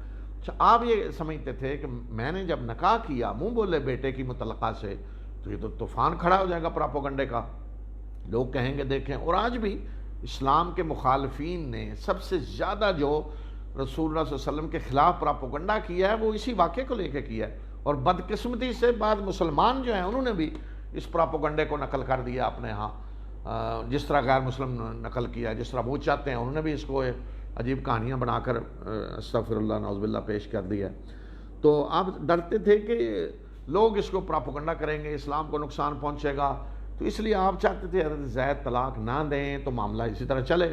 تو یہ پورا نقشہ اللہ تعالیٰ نے یہاں پھر کھینچا ہے، اور کسی مومن مرد اور مومنہ کے لیے یہ گنجائش نہیں ہے کہ جب اللہ اور اس کا رسول کسی معاملے کا فیصلہ کر دے تو پھر انہیں اپنے اس معاملے میں فیصلے کا اختیار ہو، اور جس نے اللہ اور اس کے رسول صلی اللہ علیہ وسلم کی نافرمانی کی تو وہ واضح طور پہ گمراہ ہو گیا۔ یہ اصول دین کا ہے کہ جس معاملے میں اللہ اور اللہ کے رسول نے فیصلہ کر دیا ہے اس کے بعد کسی مومن مرد یا عورت کو اختیار نہیں کہ پھر وہ فیصلہ کریں، یہ ہم اس کا فیصلہ کرتے ہیں، یہ فیصلہ تو ہو چکا ہے، اللہ اور اللہ کے رسول نے کر دیا ہے۔ تو اگر آپ کہتے ہیں نہیں ہم اس پہ فیصلہ کریں گے، جیسے ہے نا کہ فرض کریں عدالت نے، ہائی کورٹ نے فیصلہ کیا تو آپ سپریم کورٹ میں اپیل لیتے ہیں، نیچے ہے تو ہائی کورٹ میں آ کے اپیل لیتے ہیں، تو اللہ کے رسول کے فیصلے پہ نہیں کوئی اپیل ہو سکتی۔ یہ اللہ کے رسول نے تو فیصلہ کر دیا، اب آپ بتائیں جی آپ نے کیا رائے، آپ کی کسی اور سے پوچھ رہے ہیں، یا اپنی زندگی کا کوئی فیصلہ آپ نے کرنا ہے، اور اللہ اور اللہ کے رسول نے اس طرح کے معاملے کا فیصلہ کیا ہوا ہے، پہلے واضح حکم موجود ہے، تو پھر آپ کو اختیار نہیں کہ آپ اس سے ہٹ کے کوئی فیصلہ کریں، اگر کریں گے تو یہ ایمان کے منافی ہے۔ تو یہ اصول یہ بتایا، اصولی بات۔ اب اس کے بعد جو پیش آ رہا تھا واقعہ اس کا نقشہ کھینچا ہے، اور اس وقت کو یاد کریں، نبی صلی اللہ علیہ وسلم مخاطب ہیں، اور اس وقت یاد کریں کہ جب آپ اس شخص کو جس پہ اللہ نے بھی انعام کیا ہے اور آپ نے بھی انعام کیا ہے کہہ رہے تھے کہ اپنی بیوی کو روک کے رکھو اور اللہ سے ڈرو، اور آپ اپنے دل میں وہ چیز چھپا رہے تھے جسے اللہ ظاہر کرنے والا تھا، اور آپ لوگوں سے ڈر رہے تھے، اور اللہ زیادہ حقدار ہے کہ آپ اس سے ڈریں۔ اور جب زید نے اس سے اپنا تعلق ختم کر لیا یعنی طلاق دے دی تو ہم نے اس کا آپ سے نکاح کر دیا یعنی زینب کا، تاکہ مومنوں کے لیے ان کے منہ بولے بیٹوں کی بیویوں سے نکاح کرنے میں کوئی حرج نہ ہو جب وہ ان سے اپنا تعلق ختم کر لیں یعنی طلاق دے دیں، اور اللہ کا فیصلہ تو نافذ ہو کے رہنا ہے، اللہ نے جو فیصلہ کیا وہ پورا ہو کے رہے گا۔ تو یہ پورا نقشہ کھینچا، میں نے بتایا نا رسول اللہ صلی اللہ علیہ وسلم ڈر رہے تھے کہ لوگ پراپوگنڈا کریں، یہ کہ آپ ڈر رہے تھے تو اللہ حقدار ہے کہ اس سے ڈریں، لوگوں کی کیوں پرواہ ہے آپ کو۔ اور زید کو جو آپ کہہ رہے تھے بیوی کو روکے رکھیں، اور اس کے بعد فرمایا کہ زید نے جب فیصلہ طلاق دے دی تو ہم نے آپ سے نکاح کر دیا، اللہ نے یہ نکاح کیا تاکہ یہ رسم ٹوٹے، تاکہ یہ رسم ٹوٹ جائے۔ تو اس طرح رسول اللہ صلی اللہ علیہ وسلم کے ذریعے اس رسم کو ختم کروا دیا گیا، اور نبی کو اس معاملے میں کوئی حرج نہیں ہونا چاہیے جو اللہ نے اس پہ فرض کیا ہے۔ یہ اللہ کی سنت ہے ان انبیاء کے بارے میں جو پہلے گزرے ہیں، اسی طرح وہ اللہ کے فیصلوں کو نافذ کرتے رہیں، اور اللہ کا فیصلہ تو آپ مقررہ وقت پہ پورا ہو کے رہتا ہے۔ تو یہ نبی صلی اللہ علیہ وسلم کو فرمایا کہ اللہ نے جو چیز فرض کر دی ہے تو پھر نبی کو کوئی اس میں حرج نہیں اس کو پورا کرنے میں، نافذ کرنے میں۔ یہ وہ لوگ ہیں یعنی اللہ کے نبی، یہ وہ لوگ ہیں جو اللہ کے پیغامات پہنچاتے ہیں اور اللہ سے ڈرتے ہیں اور اللہ کے سوا کسی سے نہیں ڈرتے، اور اللہ حساب لینے کے لیے کافی۔ اللہ کے رسول کون ہیں؟ الذین یبلغون رسالات اللہ، اللہ کے رسول وہ ہیں جو اللہ کے پیغامات پہنچاتے ہیں اور اللہ کے سوا کسی سے نہیں ڈرتے، کوئی پرواہ نہیں لوگ کیا کہیں گے، کچھ کیا، کوئی پرواہ نہیں، یہ اللہ کے رسول ہیں جو پیغام پہنچاتے ہیں۔ اور اب بتایا کہ یہ معاملہ کیوں ضروری تھا کہ رسول اللہ صلی اللہ علیہ وسلم ہی کے ذریعے ختم ہو، کیوں کہ آپ کے بعد کو نبی آنے والا نہیں، اس لیے ضروری تھا آپ ہی ختم کریں، تو اس لیے وہ بھی بتا دیا تمہارے مردوں میں سے کسی کے باپ نہیں ہیں بلکہ وہ اللہ کے رسول ہیں اور نبیوں کے خاتم ہیں، اور بے شک اللہ ہر چیز کو جاننے والے ہیں۔ مردوں میں سے باپ نہیں، یعنی آپ کی اولاد جتنے جی بچپن میں فوت ہو گئی، بڑا کوئی نہیں ہوا، مردوں میں سے آپ کسی کے باپ نہیں ہیں، اور آپ اللہ کے رسول ہیں اور خاتم النبیین، خاتم کہتے ہیں مور، نبیوں کی مور ہیں جی، مور آخر میں لگتی ہے نا کہ مور اب لگ گئی، اب کوئی نبی آنے والا نہیں ہے، تو اس لیے فرمایا کہ ہم نے اس رسم کو آپ ہی کے ذریعے ختم کرایا، اور یہی بات رسول اللہ صلی اللہ علیہ وسلم نے واضح طور پہ حدیث میں بھی کہہ دی کہ میں خاتم النبیین ہوں، میرے بعد کوئی نبی نہیں ہے، اور جس نے بھی کوئی اس طرح کا دعویٰ کرنے کی کوشش کی امت نے اسے جھوٹا قرار دیا۔ یہ نہیں دیکھا وہ جی آپ نشانیاں لائیں اور یہ کریں اور وہ کریں، نہیں، جو دعویٰ کرے گا جھوٹا ہے۔ جب اللہ نے فیصلہ کر دیا ہے کہ نبی ہے ہی نہیں، تو یہ تو سوال ہی نہیں ہوگا نا اچھا جی آپ کی دعوت کیا ہے، آپ کہتے کیا ہیں، آپ کی شکل کیا ہے۔ بعض لوگوں میں دیکھا وہ بعض جنہوں نے نبوت کا دعویٰ کیا جھوٹے، وہ جی وہ تو اس کی شکل ایسی نہیں تھی، اس کی جی ایک آنکھ کانی تھی، مطلب اگر آنکھ صحیح ہوتی تو پھر آپ کا معاملہ کو اور ہوتا، اور یہ نہیں دیکھا جائے گا اس کی شکل کیا ہے، اس کی آنکھیں کیا ہیں، وہ جی رنگ کیا ہے، فلاں کیا ہے، نہیں، جب اللہ نے بتا دیا ہے کہ محمد صلی اللہ علیہ وسلم خاتم النبیین، ختم، کچھ سنی ہی نہیں جائے گی بات، نبوت مکمل ہوگی، آپ کی نبوت پوری انسانیت کے لیے ہے، قیامت تک کے لیے ہے، اللہ کی کتاب محفوظ ہے، تو ضرورت ہی نہیں ہے کسی نبی کی، ضرورت ہی نہیں ہے، کیوں اللہ کا نبی آئے گا، کیا کرنے آئیں گے، اللہ کی کتاب موجود ہے، اللہ کے رسول صلی اللہ علیہ وسلم کی سنت موجود ہے، تو قیامت تک کے لیے اللہ کی کتاب کی حفاظت اللہ تعالیٰ کر رہے ہیں، تو رسول اللہ صلی اللہ علیہ وسلم کی رسالت پوری انسانیت کے لیے اور قیامت تک کے لیے، یہ فرق ہے آپ میں اور پہلے انبیاء میں۔ پہلے انبیاء یا خاص علاقے کے میں آتے تھے اور خاص وقت ہوتا تھا، وقت ختم، اب دوسرے نبی آ رہے ہیں، تو آپ کی خصوصیات جو ہیں ان میں سے یہ ہیں بڑی، کافۃ للناس بشیرا ونذیرا، تمام لوگوں کے لیے، پوری انسانیت کے لیے، قیامت تک کے لیے۔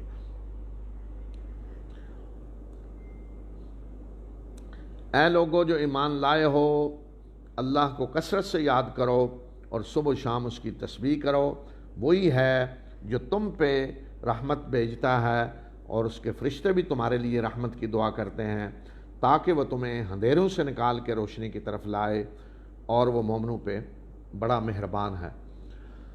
جس دن وہ اس کو ملیں گے تو ان کا استقبال سلام سے ہوگا، اور اللہ نے ان کے لیے اجر کریم تیار کر رکھا ہے۔ اللہ کو ملیں گے تحیت، جیسے ہے نا آج ہم ملتے ہیں السلام علیکم، فرمایا کہ اللہ سے ملیں گے تو استقبال السلام علیکم سے ہوگا۔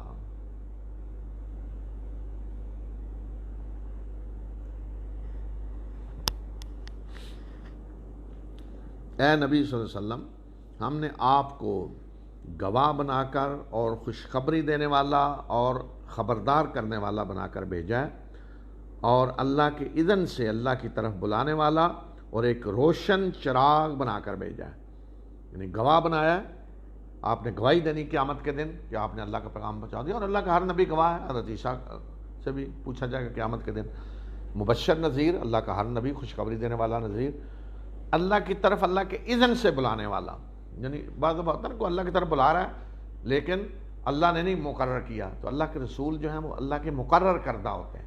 یہ ایسے ہی ہے کہ جیسے مثلا کہیں ٹریفک جام ہو اور ایک آدمی سول کپڑوں میں گزر رہا تھا، وہ ٹریفک ادھر ادھر، چلو جی گاڑی ادھر ہو جائے ادھر ہو جائے، نہ اس کی کو مانے تو کچھ کسی کو کچھ کر تو نہیں سکتا نا، جرمانہ سزا نہیں، لیکن اگر ٹریفک والا وردی میں کھڑا ہو اور وہ کسی گاڑی کو اشارہ کرے رک جاؤ، نہ رکے، تو پھر اس کا جرمانہ ہوگا نا، سزا ہوگی۔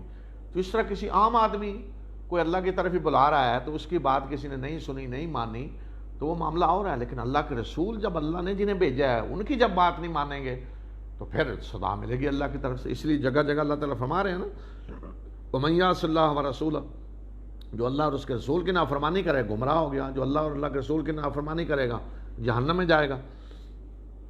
فرمایا کہ آپ سراجم منیرا، روشن چراغ ہیں، پوری دنیا کو آپ کے نور نے منور کر دیا، روشن کر دیا، اور مومنوں کو خوشخبری دے دیں کہ اللہ کی طرف سے ان کے لیے بہت بڑا فضل ہے، اور کافروں اور منافقوں سے نہ دبیں اور ان کی اذیتوں کی کوئی پرواہ نہ کریں، اللہ پہ بھروسہ کریں اور اللہ کارسازی کے لیے کافی ہے۔ کافر منافقوں سے دبیں نہیں اور اذیتیں جو دے رہے ہیں پرواہ نہ کریں، ان کی کوئی حیثیت نہیں ان کی۔ اب آگے ایک نکاح طلاق کے جو مسائل پیچھے گزرے سورہ نساء میں، بقرہ میں، تو یہاں عدت کے بارے میں ایک درمیانی حکم آیا۔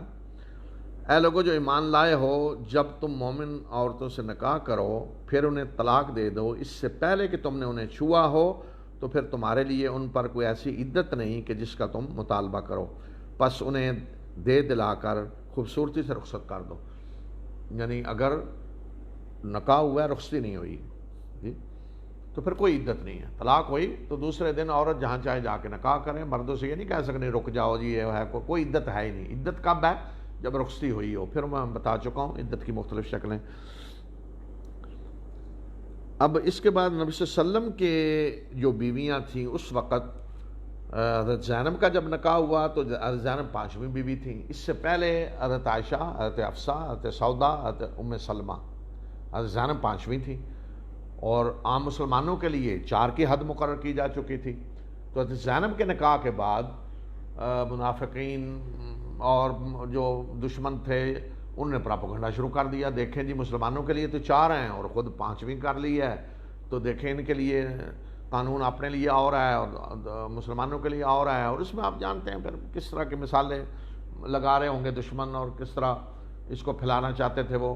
اور تو بعد مسلمانوں کے ذہنوں میں پھر سوال آتا کہ کیوں ہے یہ؟ تو اس لیے اللہ تعالیٰ نے مسلمانوں کو بتانے کے لیے کیا، جو منافق ہیں اور دشمن ہیں وہ تو نہیں مطمئن ہوں گے اس سے۔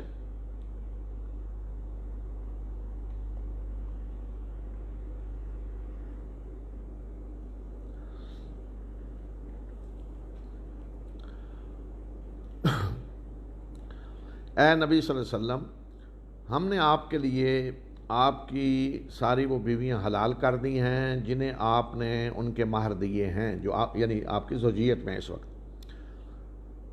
اور جو ملک یمین کی حیثیت سے مال غنیمت کے طور پہ آپ کے پاس آئی ہیں، لونڈیاں بن کے آئی ہیں اور ان سے آپ نے نکاح کیا۔ وہ ان میں حضرت صفیہ تھی جنگ خیبر میں جو آئیں، جویریہ تھی بن المصطلق، غزوہ بن المصطلق سے آئیں، سردار کی بیٹی تھی، ریحانہ غزوہ بن قریظہ میں آئیں، یہ 3، ان سے آپ نے آزاد کر کے ان سے نکاح کر دیا۔ اور جو آپ کی چچا زاد بیٹیاں، پھوپھی زاد بیٹیاں، ماموں زاد بیٹیاں، خالہ زاد بیٹیاں جنہوں نے آپ کے ساتھ ہجرت کی، وہ بھی آپ کے لیے حلال ہیں، ان میں سے کسی سے آپ نکاح کرنا چاہیں۔ اور وہ عورت جو اپنے آپ کو نبی صلی اللہ علیہ وسلم کے لیے ہبہ کر دے، اگر نبی صلی اللہ علیہ وسلم اس سے نکاح کرنا چاہیں، یہ خالص آپ کے لیے ہے دوسرے مومنوں کو چھوڑ کر۔ اور ہمیں معلوم ہے کہ ہم نے ان پہ یعنی مومنوں پہ ان کی بیوی کے بارے میں کیا فرض کیا ہے اور ان کی لونیوں کے بارے میں، اور یہ آپ کو رخصت اس لیے دی جا رہی ہے تاکہ آپ پہ کوئی اس میں تنگی نہ ہو، حرج نہ ہو، اور اللہ بخشنے والا اور مہربان ہے۔ تو یہ اصول ایک بتا دیا آپ کو، آپ کے لیے تعداد نہیں رکھی بلکہ ایک ضابطہ بتا دیا کہ ایک تو یہ پہلے والی حلال ہیں یا لونیوں کے حیثیت سے آئی ہیں وہ، اور آگے کیا کہ آپ کی قریبی رشتہ دار، آپ کے رشتہ داروں میں سے یعنی پھوپھی زاد، چچا زاد، ماموں زاد، جو جنہوں نے یعنی قریش میں سے جو رشتہ دار ہیں جنہوں نے ہجرت کی، ضروری نبی صلی اللہ علیہ وسلم کے ساتھ ہجرت کی ہو، یعنی ہجرت کی اللہ کے راستے میں، ان میں سے آپ کس سے نکاح کرنا چاہیں، تو اس کے تحت آپ نے ام حبیبہ رضی اللہ تعالیٰ عنہ سے نکاح کیا، جو ابو سفیان کی بیٹی تھی، پہلے ہجرت کر کے حبشہ گئیں، پھر مدینہ آئیں، ان سے نکاح کیا۔ اور کوئی عورت اگر ہبہ کر دے، یعنی وہ نبی صلی اللہ علیہ وسلم کو پیشکش کرے کہ میں آپ سے نکاح کرنا چاہتی ہوں، مہر نہیں چاہتی میں کچھ بھی، اس کے تحت آپ نے حضرت میمونہ سے نکاح کیا جو حضرت عباس کی سالی تھی، وہ یہ حضرت عباس اور ان کی بیوی کی خواہش تھی کہ اللہ کے رسول صلی اللہ علیہ وسلم سے اس طرح کا ان کا رشتہ ہو، تو لیکن آپ نے انہیں مہر دے دیا۔ تو یہ ضابطہ آپ کو بتا دیا کہ اس ضابطے کے تحت ہوں گے، یہ نہیں کہ تعداد ہے آپ کے لیے کو نہیں۔ اور پھر مزید جو آپ کو رخصت دی وہ یہ کہ جو مومنوں کے لیے عام پابندی ہے کہ ٹائم برابر دینا اور سارا وہ آپ کو پہ اللہ تعالیٰ نے اس سے بھی آپ کو رخصت دے دی. فرمایا کہ ان میں سے جس کو آپ چاہیں اپنے سے جدا رکھیں، جس کو چاہیں اپنے ساتھ رکھیں، اور جس کو آپ نے الگ رکھا ہو اس کو جب چاہیں واپس اپنے پاس بلا لیں تو آپ پہ کوئی حرج نہیں. اور یہ قریب تر ہے اس کے کہ ان کی آنکھیں ٹھنڈی ہوں، یہ غمگین نہ ہوں، اور جو کچھ آپ انہیں دیں یہ اس پہ راضی ہوں ساری کی ساری. اور اللہ جانتا ہے جو کچھ تمہارے دلوں میں ہے، اور اللہ جاننے والا اور بردبار ہے. یعنی آپ کو یہ بھی اجازت دے دے گی کہ عام آپ کی روٹین ہے جو وقت دینے کی، تو جس کو چاہیں اس میں سے نکال دیں، پھر جب چاہیں واپس لے لیں. اس کے بعد آپ کے لیے عورتیں حلال نہیں ہیں اس ضابطے سے، یعنی ہٹ کے، اور نہ یہ کہ ان کی جگہ کوئی اور لے آئیں، اگرچہ ان کا حسن آپ کو کتنا ہی اچھا لگے، سوائے مل کے یمین کے لونڈیوں کے، اور اللہ ہر چیز پہ نگہبان ہے. تو یہ ضابطہ بتا دیا کہ اس سے ہٹ کے آپ کے لیے حلال نہیں ہے. اور نہ یہ کہ ان کی جگہ، یعنی یہ نہیں کہ ان میں سے کسی کو طلاق دے کے اس کی جگہ لے آئیں، یہ بھی نہیں ہو سکتا. باقی مسلمان تو اگر کسی 4 بیویاں مثلاً ایک کو طلاق دے کے سیٹ خالی ہوگی ایک اور لے آئے، لیکن نبی صلی اللہ علیہ وسلم کے لیے یہ نہیں ہے، تعداد نہیں، ضابطہ ہے. ان میں سے کسی کو طلاق دے کے نہیں لا سکتے کسی کو. اے لوگوں جو ایمان لائے ہو، نبی صلی اللہ علیہ وسلم کے گھر میں نہ داخل ہوا کرو الا یہ کہ تمہیں کھانے کے لیے بلایا جائے تو داخل ہو جاؤ، اور کھانا پکنے کا انتظار نہ کرتے رہو، بلکہ جب تمہیں بلایا جائے تو داخل ہو جاؤ، اور جب کھانا کھا چکو تو منتشر ہو جاؤ، باتوں میں لگے نہ بیٹھے رہو. بے شک یہ چیز نبی صلی اللہ علیہ وسلم کو تکلیف دے رہی تھی، مگر وہ تمہارا لحاظ کر رہے تھے، شرم کر رہے تھے، اور اللہ لحاظ نہیں کرتا حق کے بارے میں، یعنی اللہ نہیں شرماتا حق بات کہتے ہوئے. اور جب تم نبی صلی اللہ علیہ وسلم کی بیویوں سے کوئی چیز مانگو تو پردے کے پیچھے سے مانگو، یہ پاکیزہ تر ہے تمہارے دلوں کے لیے بھی اور ان کے دلوں کے لیے بھی. اور تمہارا یہ کام نہیں ہے کہ اللہ کے رسول صلی اللہ علیہ وسلم کو اذیت دو، اور نہ یہ کہ ان کے بعد ان کی بیویوں سے نکاح کرو، ان کے بعد یعنی ان کی وفات کے بعد کبھی بھی. بے شک یہ چیز اللہ کے ہاں بڑی سنگین ہے، اگر تم کسی چیز کو ظاہر کرتے ہو یا چھپاتے ہو، بے شک اللہ ہر چیز کو جاننے والا ہے. تو یہ نبی صلی اللہ علیہ وسلم کے حقوق بتائے مسلمانوں کو. حضرت زینب کا جب نکاح ہوا، آپ نے حضرت زینب سے نکاح ہوا تو آپ نے ولیمہ کیا، لوگوں کو بلایا، تو کچھ لوگ پہلے آ کے بیٹھ گئے اور کچھ لوگ کھانے کے بعد پھر بیٹھے ہیں باتیں کر رہے ہیں. نبی صلی اللہ علیہ وسلم آ جا رہے ہیں باہر، شاید یہ نکل جائیں، کوئی نہیں احساس ہو، لوگ بیٹھے ہیں. تو پھر اللہ تعالیٰ نے اس پہ یہ گرفت کی اور بتایا کہ اللہ کے رسول صلی اللہ علیہ وسلم کے حقوق کیا ہیں، اور آپ کو کسی چیز سے کوئی تکلیف نہ کوئی مسلمان پہنچائے. تو فرمایا کہ یہ بات نبی صلی اللہ علیہ وسلم کو ناگوار گزر رہی تھی، تکلیف ہو رہی تھی، لیکن حیا کی وجہ سے انہوں نے یہ نہیں کہا جی نکل جائیں، اٹھ جائیں. تو اس لیے اللہ تعالیٰ نے مداخلت کی اس پہ. پھر نبی صلی اللہ علیہ وسلم کی بیویوں سے کہا کچھ چیز لینی ہو پردے کے پیچھے سے لیں، سامنے نہیں. یعنی بے شک وہ مائیں ہیں لیکن پردہ ہوگا. تو یہ تمہارے دلوں کے لیے بھی پاکیزہ تر ہے اور ان کے دلوں کے لیے بھی. آج دیکھیں نا ہماری بات، مسلمان مائیں بہنیں بیٹیاں، انہیں جی کوئی بات نہیں جی ہمارے دل صاف ہیں، یہی ہوتا ہے نا. اور پردے کی کیا ضرورت ہے، یا وہ کوئی اللہ آئیں جائیں، کوئی دل صاف ہے، ٹھیک اچھی بات ہے، دل صاف ہیں، دل پاکیزہ ہیں بلکہ. لیکن اللہ یہ چاہتا ہے کہ یہ جو صاف دل ہیں یہ صاف رہیں، یہ گندے نہ ہوں. یہ جو پاکیزہ دل ہیں پاکیزہ رہیں. تو ان پاکیزہ دلوں کو پاکیزہ رکھنے کے لیے اللہ تعالیٰ نے یہ ہدایات دی ہیں پردے کی، اور یہ آداب سارے جو سکھلائے ہیں، گھروں میں اجازت لے کر آنا، مخلوط محفلوں سے بچنا، اس لیے کہ دل پاکیزہ رہیں. اور نبی صلی اللہ علیہ وسلم کی بیویوں کے بارے میں بتایا کہ ان پر ان کے باپوں کے بارے میں کوئی حرج نہیں، یعنی ان کے باپ آئیں جائیں وہ محرم ہیں، اور نہ ان کے بیٹوں کے بارے میں، اور نہ ان کے بھائیوں کے بارے میں، نہ ان کے بانجوں کے بارے میں، اور نہ ان کے بھتیجوں کے بارے میں، نہ ان کے بانجوں کے بارے میں، اور نہ ان کی اپنی عورتوں کے بارے میں جو میل جول والی عورتیں ہیں، اور نہ ہی ان کی لونڈیوں کے بارے میں. یہ اللہ سے ڈریں، بے شک اللہ ہر چیز پہ گواہ ہے.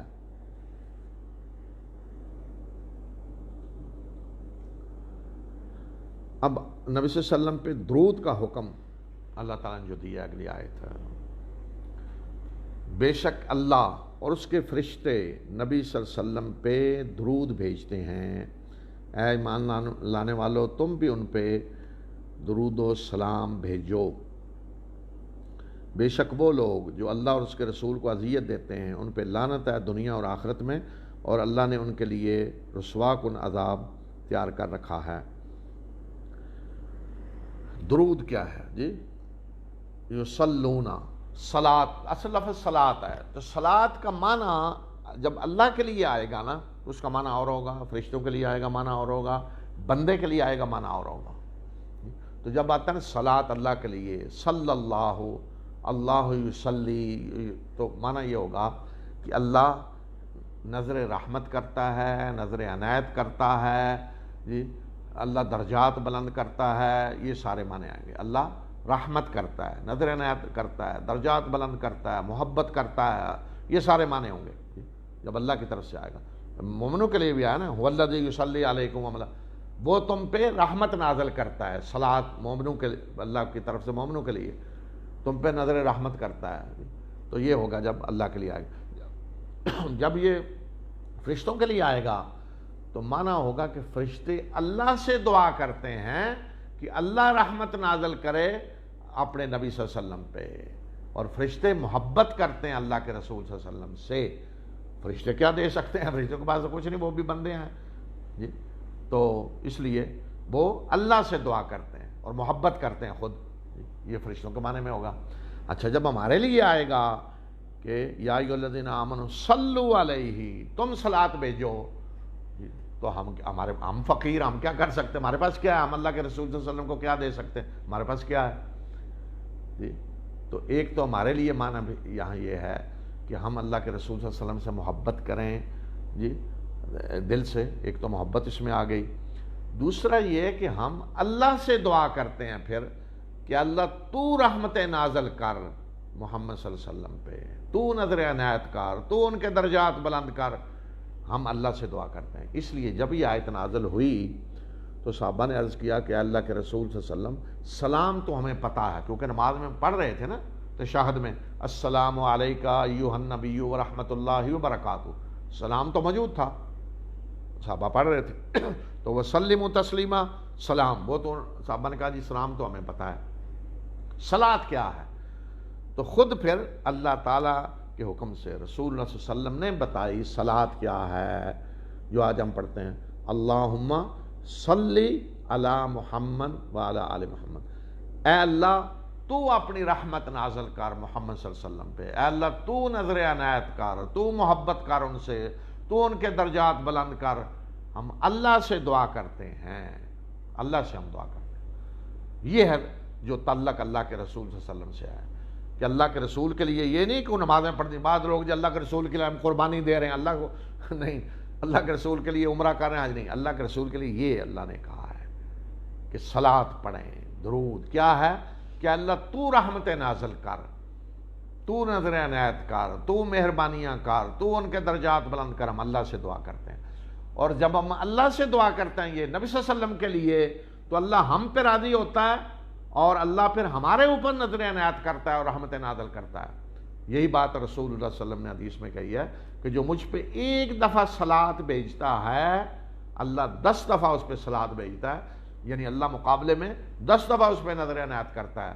تو گویا کہ ہم جب رسول اللہ صلی اللہ علیہ وسلم پہ صلاۃ بھیجتے ہیں تو اللہ ہم سے راضی ہوتا ہے، کیونکہ ہم اس کے رسول سے محبت کر رہے ہیں اور ہم اس کے رسول سے کے لیے دعا کر رہے ہیں رحمتوں کے نازل ہونے کی اللہ سے، تو یہ ہمیں اجر ملتا ہے جب ہم یہ کرتے ہیں۔ تو یہ نبی صلی اللہ علیہ وسلم نے سکھلایا اللہم صلی علی محمد۔ تو اب ایک تو شکل یہ ہے جسے ہم درود ابراہیمی کہتے ہیں، اللہم صلی علی محمد وعلی آل محمد۔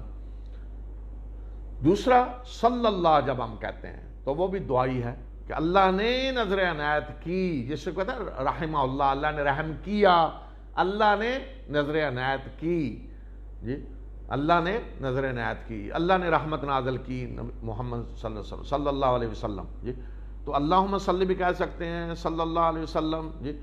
کوئی اگر ویسے مخاطب کر کے جی صلاۃ ویسے کہنا چاہے تو وہ بھی کہہ سکتا ہے جی کہ الصلاۃ، مثلا تک کوئی مخاطب کر کے اللہ کے رسول صلی اللہ علیہ وسلم، یہ نہیں کہ اللہ کے رسول یہاں سن رہے ہیں، مطلب اللہ تعالیٰ جو سنانا چاہتا ہے سناتا ہے، تو کوئی کہتا ہے جی الصلاۃ والسلام علیکہ یا رسول اللہ، کہ اللہ کے رسول صلی اللہ علیہ وسلم آپ پہ صلاۃ ہو سلام ہو اللہ کی طرف سے، تو وہ بھی کہہ سکتا کہ اللہ سنا رہا ہے، اس عربی میں یہ اسلوب موجود ہے جی، اس میں کوئی ایسی بات نہیں۔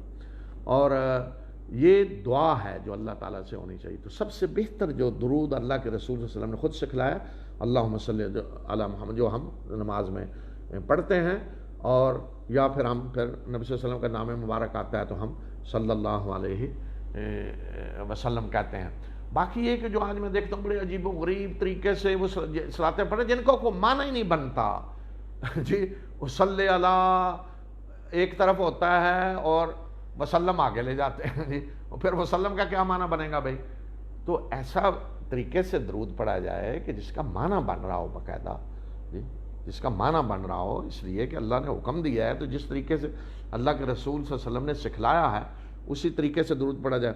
اب اسی میں ایک اور چیز بھی دیکھیں، جو ہے اللہ کے نیک بندے، آج بعض لوگ سمجھتے ہیں جی وہ تو جی اللہ کے پہنچے ہوئے نیک بندے ہیں، وہ ہماری دعاؤں کے کو محتاج ہیں، ہوتا ہے لوگ سوچتے ہیں، تو لوگ جا کے ان سے مانگ رہے ہوتے ہیں، اور جب کہا جائے جی ان سے نہ مانگیں، ان کے لیے دعا کریں، جا کر ان کے لیے دعا کریں، کسی اللہ کے نیک بندے کی قبر پہ آپ گئے ہیں تو اس کے لیے دعا کریں جا کر، وہ جو ہماری دعاؤں کے محتاج ہیں یہی کہتے ہیں نا لوگ۔ تو مسئلہ یہ نہیں ہے، ایک تو یہ کہ وہ محتاج ہیں دعاؤں کے، اللہ کا ہر بندہ محتاج ہے، دعاؤں کا محتاج جو بھی ہو۔ دوسرا یہ کہ ہم جب دعا کریں گے نا کسی اللہ کے نیک بندے کے لیے، تو یہ علامت ہے کہ ہم اس سے محبت کرتے ہیں، اس لیے دعا محبت کے بغیر تو نہیں نکلے گی نا، تو گویا کہ ہم اس سے محبت کرتے ہیں جی۔ تو جب محبت کریں گے اللہ کے نیک بندوں سے تو اللہ ہم سے محبت کرے گا، جس طرح نبی صلی اللہ علیہ وسلم کے جو آپ پہ درود بھیجے گا اللہ 10 دفعہ بھیجے گا۔ مثلا آج اگر حضرت ابو بکر، عمر، صحابہ اکرام، ہم ان کے لیے دعا کرتے ہیں، اللہ ابو بکر کے درجات بلند کر، ان کی جی اسلام کے لیے جو خدمات ہیں انہیں قبول کر، حضرت عمر ہوں، دوسرے صحابہ ہم کے لیے دعا کرتے ہیں، تو یہ نشانی ہے کہ ہم ان سے محبت کر رہے ہیں۔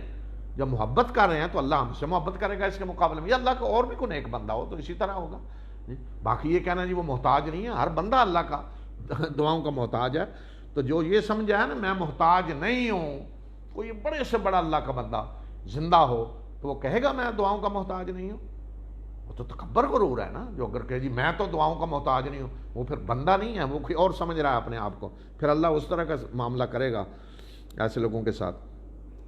پھر اس کے بعد مومن مردوں عورتوں کے بارے میں بتایا، انہیں جو اذیت دیتے ہیں، اور وہ لوگ جو مومن مردوں اور عورتوں کو اذیت دیتے ہیں بغیر اس کے کہ انہوں نے کوئی قصور کیا ہو، تو ایسے لوگوں نے واضح بہتان اور گناہ کا بوجھ اٹھا لیا، ستاتے ہیں مومن مردوں اور عورتوں کو۔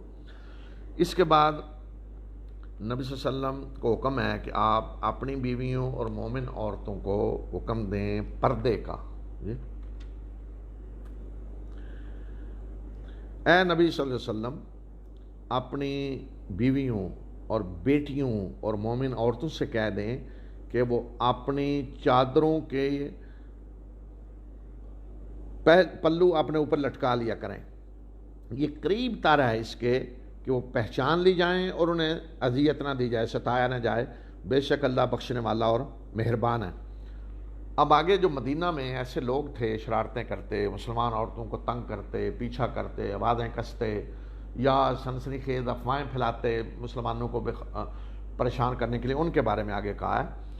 اور اگر منافق اور وہ لوگ جن کے دلوں میں بیماری ہے اور مدینہ میں سنسنی خیز افواہیں پھیلانے والے باز نہ آئے تو اے نبی صلی اللہ علیہ وسلم ہم آپ کو ان کے خلاف کھڑا کر دیں گے، یعنی کارروائی کی اجازت دے دیں گے، اور پھر اس کے بعد وہ آپ کے ساتھ تھوڑا ہی رہ سکیں گے، پھر یہاں نہیں رہ سکیں گے مدینہ میں۔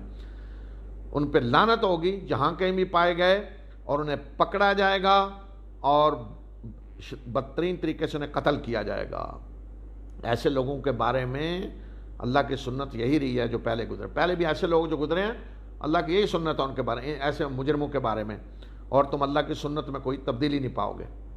تو یہاں جو حکم ہے نبی صلی اللہ علیہ وسلم کو، آپ بیویوں، بیٹیوں، مومن عورتوں سے کہہ دیں کیا یدنین علیہن من جلابیبہن، جلباب کی جمع ہے جلابیب، جلباب کہتے ہیں بڑی چادر کو، یہ پردہ ہے گھر سے باہر جب نکلے مسلمان عورتیں۔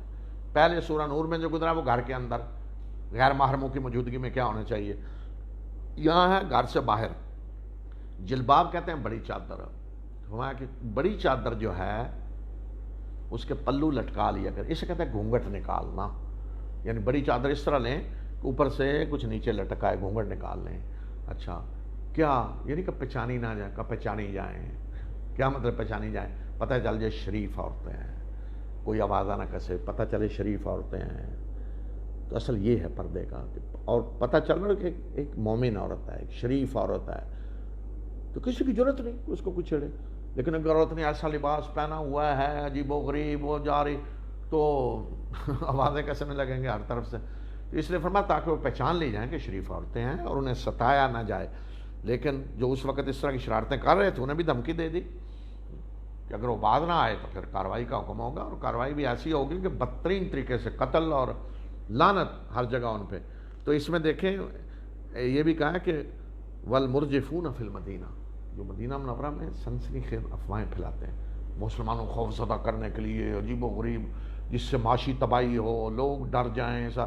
تو یہ آج کل بعض لوگ کرتے ہیں نا ایسے, تو ان کی سزا ہونی چاہیے. ایسا قانون بننا چاہیے کہ بغیر کسی ثبوت اور دلیل کے وہ اس طرح کسی پہ تہمتیں لگائیں. ایک تو یہ, دوسرا یہ کہ جو چیز ملکی سلامتی کے خلاف ہے اس کی اجازت تو نہیں دی جا سکتی. کوئی ایسا پروگرام کر ڈالے جو ملکی سلامتی جس سے خطرے میں پڑ رہی ہے. میں جنگ احزاب کے بیان کرتے ہوئے انشاءاللہ اس پہ ایک واقعہ بتا کے بھی اس طرف اشارہ کروں گا, اس کا حکم شرعی طور پہ کیا ہوتا ہے ایسی چیزوں کا. تو یہ بتایا کہ پہلے جو اس طرح کے بدماش گزرے ہیں ان کے بارے میں یہی سنت ہے. ایک ویڈیو کلپ میں نے دیکھا کہ ایک مسلمان عورت, پتہ نہیں امریکہ تھا یا کہاں, ایک دفعہ وہ نکلی ہے اسکارف پہن کے, صرف اسکارف پہنا ہوا ہے شریفانہ لباس, کسی نے ایسے نظر کر کے بھی نہیں دیکھا اس کو, جا رہی اسی روڈ پہ, کسی نے ایک موڑ کے بھی نہیں دیکھا بالکل. دوسری دفعہ وہی عورت عجیب و غریب قسم کا لباس پہن کے ننگے ساتھ جا رہی ہے, تو ہر کوئی پیچھے سے, کوئی پیچھا کر رہا ہے, کوئی یہ دیکھ رہا ہے, کوئی پیچھا کر رہا ہے, کوئی یہ دیکھ رہا ہے. تو واقعی میں نے کہا قرآن نے جو کچھ کہا ہے نا, میں پکار اٹھا کے اللہ اکبر, کہ ایسا لباس پہنے کہ انہیں اذیت نہ دی جائے. سب کو پتہ ہے شریف عورت. تو آج بھی اس معاشرے میں بھی یہی ہے. لوگ آپ سے قیامت کی گھڑی کے بارے میں پوچھتے ہیں, کہہ دیجئے کہ اس کا علم تو اللہ کے پاس ہے, اور تمہیں کیا پتا کہ ہو سکتا ہے کہ قیامت کی گھڑی قریب ہی آ رہی ہو. بے شک اللہ نے کافروں پہ لعنت کی ہے اور ان کے لیے بھڑکتی ہوئی آگ کا عذاب تیار کر رکھا ہے, اس میں وہ ہمیشہ ہمیشہ رہیں گے, اور وہ کوئی اپنا سرپرست اور مددگار نہیں پائیں گے جو انہیں بچا سکے اس سے. اس دن ان کے چہروں کو آگ پہ پلٹا جائے گا, جیسے وہ تکے نہیں پلٹ رہے ہوتے بنانے کے لیے. اس دن ان کے چہروں کو آگ پہ پلٹا جائے گا, اور وہ کہیں گے کہ ہائے کاش کہ ہم نے اللہ اور رسول کی اطاعت کی ہوتی. اور وہ کہیں گے کہ ہمارے رب, بے شک ہم نے اپنے سرداروں اور بڑوں کی اطاعت کی اور انہوں نے ہمیں اصل راستے سے بھٹکا دیا. اے ہمارے رب, انہیں دگنا عذاب دے اور ان پہ بہت بڑی لعنت کر. کون؟ لیڈر جو ہمارے تھے جنہوں نے ہمیں گمراہ کیا, انہیں دگنا عذاب دے اور ان پہ بہت بڑی لعنت کر. اے لوگوں جو ایمان لائے ہو, ان لوگوں کی طرح نہ ہو جاؤ جنہوں نے موسیٰ کو اذیت دی, پھر جو کچھ انہوں نے اس کے بارے میں کہا اللہ نے اسے اس سے بری کر دیا, اور اللہ کے ہاں موسیٰ بڑی عزت والا تھا. بنی اسرائیل کی طرف اشارہ ہے کہ حضرت موسیٰ سے کیا کیا مطالبے کرتے رہے اور کیا کیا الزامات لگاتے رہے, تو اللہ نے بالآخر انہیں ہر چیز سے بری کیے. یہ بنی اسرائیل بڑی عجیب قوم ہے کہ اللہ کے نبیوں کے بارے میں وہ باتیں کہی ہوئی ہیں کہ انسان حیران ہو جاتا ہے کہ ایک مسلمان اللہ کے نبیوں کے بارے میں ایسی باتیں کرے.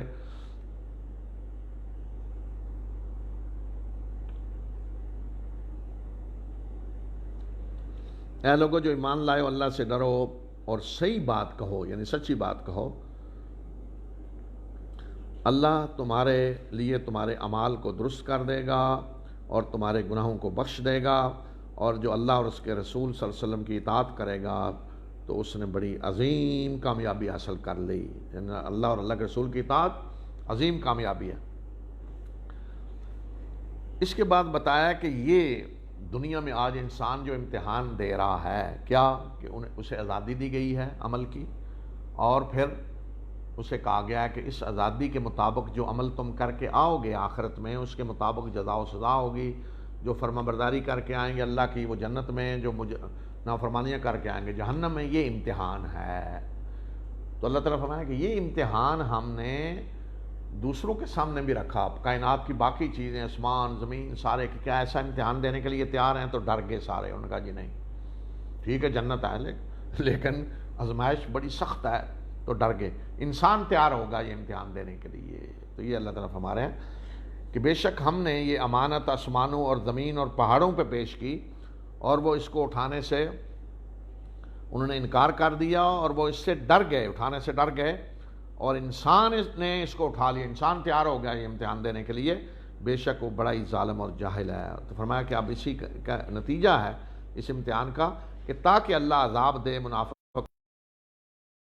مردوں اور عورتوں کو، اور اللہ مردوں اور عورتوں کی توبہ قبول کرے، اور اللہ بخشنے والا اور مہربان. گیا کہ وہ امتحان دینے کے لیے تیار ہے. لوگ آج کے کہتے ہیں جی ہم سے تو نہیں پوچھا گیا کہ آپ امتحان دینا چاہتے ہیں یا نہیں. جی ہمیں امتحان، کئی لوگ یہ اعتراض کرتے ہیں، کہتے ہیں جب آپ کہتے ہیں دنیا امتحان ہے تو ہم امتحان دے رہے ہیں، تو اللہ نے ہم سے پوچھے بغیر ہی ہمارا امتحان شروع کر دیا. تو اللہ نے پوچھا ہے. اچھا کب پوچھا ہے؟ وہی جی آیت جو آئی ہے نا، وَإِذَا أَخَذَ رَبُّكَ مِن بَنِي آدَمَ مِن ظُهُورِهِمْ ذُرِّيَّتَهُمْ وَأَشْهَدَهُمْ عَلَىٰ أَنفُسِهِمْ. عالم ارواح میں جتنی آدم کی روحیں آنے والی تھیں سب کو جو جمع اللہ نے کیا، توحید کا عہد لیا کہ الستُ بربکم، کیا میں تمہارا رب نہیں ہوں. جی تو اسی میں یہ بھی پوچھا کہ کیا امتحان دینا چاہتے ہو. پیدا کر کے پوچھا جا سکتا، روح سے ہی پوچھا جا سکتا تھا نا. تو پوچھا، روحیں پیدا تو ہو چکی تھی، پوچھا کہ امتحان دینا چاہتے ہیں. مجموعی طور پہ انسان تیار ہو گیا. تو ہر ایک سے بھی اب جنہوں نے کہا جی ہم امتحان نہیں دینا چاہتے، تو انہیں امتحان میں داخل نہیں کیا جاتا. اور کچھ علماء نے یہ بات کہی ہے، وہ بڑی معقول لگتی ہے کہ یہ وہی ہیں جو بچپن ہی میں پھر دنیا سے چلے جاتے ہیں واپس، امتحان میں شامل نہیں چلے جائیں، امتحان میں شامل نہیں ہے، بالغ ہونے سے پہلے جا رہے ہیں واپس. اس لیے کہ انہوں نے کہا جی ہم امتحان نہیں دینا چاہتے، ٹھیک ہے نہ دیں جائیں. اور جنہوں نے کہا جی ہم دینا چاہتے ہیں ان سے اللہ لے رہا ہے. تو یہ اس طرح نہیں کہ اللہ نے بغیر پوچھے ہمیں امتحان میں داخل کر دیا، پوچھا. انسان تیار ہو گیا اس امتحان کے لیے جو بڑا سخت ترین امتحان ہے. تو اسی پہ میں ختم کرتا ہوں، اور ضمیمے میں انشاءاللہ میں جنگ خندق کا ذکر کروں گا، اور زید کا بھی ساتھ تھوڑا سا ذکر کروں گا. وآخر دعوانا الحمدللہ رب العالمین.